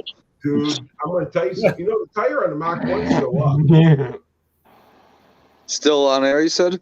It's still full of air, yeah. Wow. My spare tire in my Mustang is still full of the air it came with. Mine didn't come with a tire. It didn't come with one? I don't even have the pump anymore. I gave that to my son. And guess what his dumbass did? The first time he used it, he turned it to the clean stop. Guess what his dumbass did? So anyhow, finish that up, Pinks. I didn't hear you. I said I gave the pump that came with my car to my son because I didn't need it. I have a much better pump that's way faster. He used it the first time he used it. He didn't just turn it on and use it. He switched the switch to green to slime, and then turned it on. And he filled his tire with slime that didn't have a hole in it. That was hilarious. It's a bet. It's a far superior pump. It's huge. It's tremendous. Those things got slime in them. The one I had, yeah, they come with the slime, but it was expired. You're supposed to replace it every so many years. It was expired by the time you used it. Guess what? That stuff went all over the place. I wonder if mine has that. That's crazy. I've never heard of that. Yeah, if you look at it, if there's a big box like mine has, it's got a big switch on the front of it that turns it from air to air and slime. Yeah, mine don't have slime. Mine's got Fix-A-Flat, the white Fix-A-Flat. Well, I think that's what mine is. It might be fixed flat. I just say slime because that's just the name I know. And mine was green. The stuff was green. Well, mine's white. You could see it through the back. Huh. But not a fan of it. And I have it starts with a V pump that I use that plugs in directly on my battery post, and it works so much better. Yeah, stupid fast. That's what we got. We got a compressor with Fix-A-Flat and everything all combined in one. Yep. And it's worked pretty good. My tire on the 21 is still up. And that was what, October or something? Oh, so it went down and then you used some of that stuff and it's been up since then. Yes. Oh, okay. I was thinking that it never went down from the original cut. No, I think that I went and I'm not going to drive that thing on the highway, though. I'm still going to replace the tire. Yeah, no, I wouldn't take a chance. Hey, Zach, run flat is a tire, and you don't want run flat tires on most sports cars. Yeah, no. Run flats are great for big, like Mercedes does them a lot for their passenger cars. But Lincoln's use it too, don't they? Who? Lincoln's? Yeah, I think some of the Lincolns might have them, especially the blacks. They make nice tires. They're great, but you're not doing any good handling on them. No. But they are good if you run over something that would otherwise flatten a tire. Does the C8 have run flats on it? Have they got? How do they handle with their stock tires? What? Make a run flat that wide? I didn't know. Yeah, neither did I. That's new to me. Well, maybe they are making good tires with run flats now, but I wouldn't want to pay for them. Well, I think if you got a lawnmower or whatever, you should put that green slime in it no matter what. Yeah. I'll just be glad to get out of this talking about green slime with any jokes about me. Well, now you just set yourself up. Yeah, I know. I'm telling you, Donnie does it on purpose. He likes it. 345 run flat. Damn. Well, it's been a great stream, y'all. I'm going to get out of here before anybody gets a word in edgewise. Haven't you learned that we don't have to be here to be the butt of anyone's jokes? Oh, yeah, that's right. Well, it's kind of like if a tree falls in the wood and nobody's there to hear it, did it actually fall? It did. Did it actually make any noise? Yeah, there it is. Yeah, that's it. Did it actually make any noise? They made a 345 in a run flat. Holy shit. That is huge. A lot of tire. Huge. I need some 345s on my car. It's a run flat. It's tremendous. It's the most amazing run flat I've ever seen. It's got the best rubber ever. The rubber is so magnificent. It came from the wall. Wait, what was this one? I even told Melania we need to get some of that rubber. Melania will be thrilled. I'll even tell my son Eric. Melania even asked me, do they make rubbers in that rubber? I saw that tire and I grabbed it right by the rubber. Oh, Why man. not by the tit? God, man, I got to get up at like 6:45, 6:30 tomorrow, dude. That's going to be brutal. Oh, you poor guy. I got to be up at 5:45, 6 o'clock. That's going to be BR oodle. Yeah. Well, I got to tell you guys something. Maybe I'll just sleep in tomorrow and say the hell with it. Take the day off. There you go. I am taking tomorrow off because I got to go to the heart doctor and stuff. Oh, well, good luck with that, man. Yeah, but I actually don't have to go to Friday, but I'm taking tomorrow off so I don't, I can relax a little bit. Oh, there you go. Make sure the tests turn out good. Yeah. Boo-hoo. I got to make sure that, when I go over there and get the little blue diamonds, because, I got to make sure that they give them to me because I sell those things for like $60 a piece. 60 bucks. Who the hell's going to pay $60 a piece for those suckers when you could probably buy them for 25 off the shelf? No, dude, you can't. Really? Dude, yeah. Oh, yeah. For like 8 pills, dude, you got to pay like $800. What? Yes. Jesus. That's a lot of damage. Yeah, they're expensive, man. Which pills are you talking about? Having a The good magic time blue now- pill. Having a good time nowadays costs. I used to get a 30-day supply for $5. Used to. Yeah, but is I it like don't do it anymore. is it like a run flat? Does it only have so many miles on it? This when I say you, Yeah. like when I used to, I don't anymore. There's an inflation on inflation. Yeah, exactly. So that's the thing of it is, though, is that, I get them because when I first had my heart issues, the blood thinners that they gave me wasn't working. It just didn't work. And so they started giving me the prescription on them, and I don't pay nothing for them but $25. Yeah. And then, so I don't need them anymore. So I sell them for $60 a piece. I can just see Gary's at a car show right now, and he's got a line of stupid fast trucks in line fucking picking up pills like it's on the drug dealer corner. Shit, that would be hilarious. The cops have an operation, Mr. Mach 1. Yeah, they're standing there about 10 feet away. As soon as Gary's sold out, he walks over to the cops, hands him a carton of smokes. Thanks, Johnny. That's funny. What are you talking about? Usually the cops are my best customers. Best customers. It's funny. All the old men, like you said, Sublime, all the old men at the car shows. All the Corvette owners are standing in line to get their blue pills. Hey, wait a minute. Hang on. The wives are like, honey, I'm getting lucky tonight. He's here. I bet you make a killing at the bowling alley. Look, listen, man, I just got a text from Salty. No, Salty, I'm not selling you those pills. No, motherfucker, you ain't get no text from me. Salty, they don't make it longer. Well, that's according to how many pills I take. I should send a text to Gary right now that says, "This is Salty. Can I buy some pills?" And then he shows it on the screen. But don't say nothing. Y'all got to remember something, dude. I could get that shit for free if I wanted. Just get the booster pump on the leg. New Balance shoes. I could do that too. Would cost me a dime. But I thank God at this point in my life, I don't need those yet. But I promise you, when that son of a bitch stops saluting, I will invest in them. There you go. But yeah, the thing about it is, like I says, is that when I first started having the heart thing, I was having to take those. I can't remember the name of them, but the blood thinners. And those shit, dude, they'll mess you up. Oh, come on. Ever since I got off of them and went on to the new ones, I don't have the issue anymore. But they don't know that. The blue pills. What ADHD medicine are you taking with its blue? These allergy pills have a weird side effect, honey.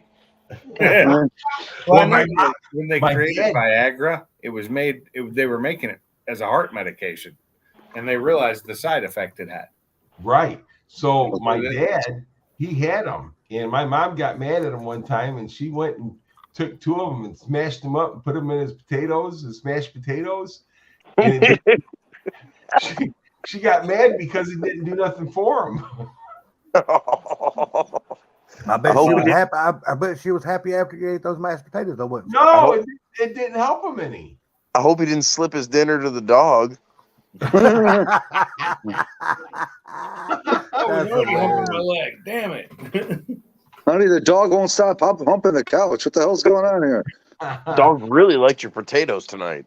My favorite pillow. Oh, I know what those are. I have those little blue pills too, Frank. That they're Adderall, the small ones. That's what I was going to guess was Adderall. Yeah, I have a ton of those. The non-extended release because they're the blue. They call them the blue diamonds up here. Oh well, these are little round blue pills. Yeah, they call them the blue diamond. Yeah. All right, well, I'm going to hop out of here. I'm going to get to bed early tonight, so. Okay, I'm about to shut it down anyway, guys. So. All right, everybody, text Mr. Mock one of your orders. Everybody have a great night. We'll talk to you later. Thanks for having us up. Thanks, Pinks. Hey, have a good night. Yeah, appreciate it. Right. Later, guys. Sublime. Night, fellas. You're a crybaby. Oh, shut up. You only got to get up and go to the airport, pick her up. You get to come back home and go to bed. You're a peckerhead, and everybody knows it. Take care, everybody. Pinks, later, everyone. Mark, take care. Zach, everybody, y'all have a good night. And that'd be it.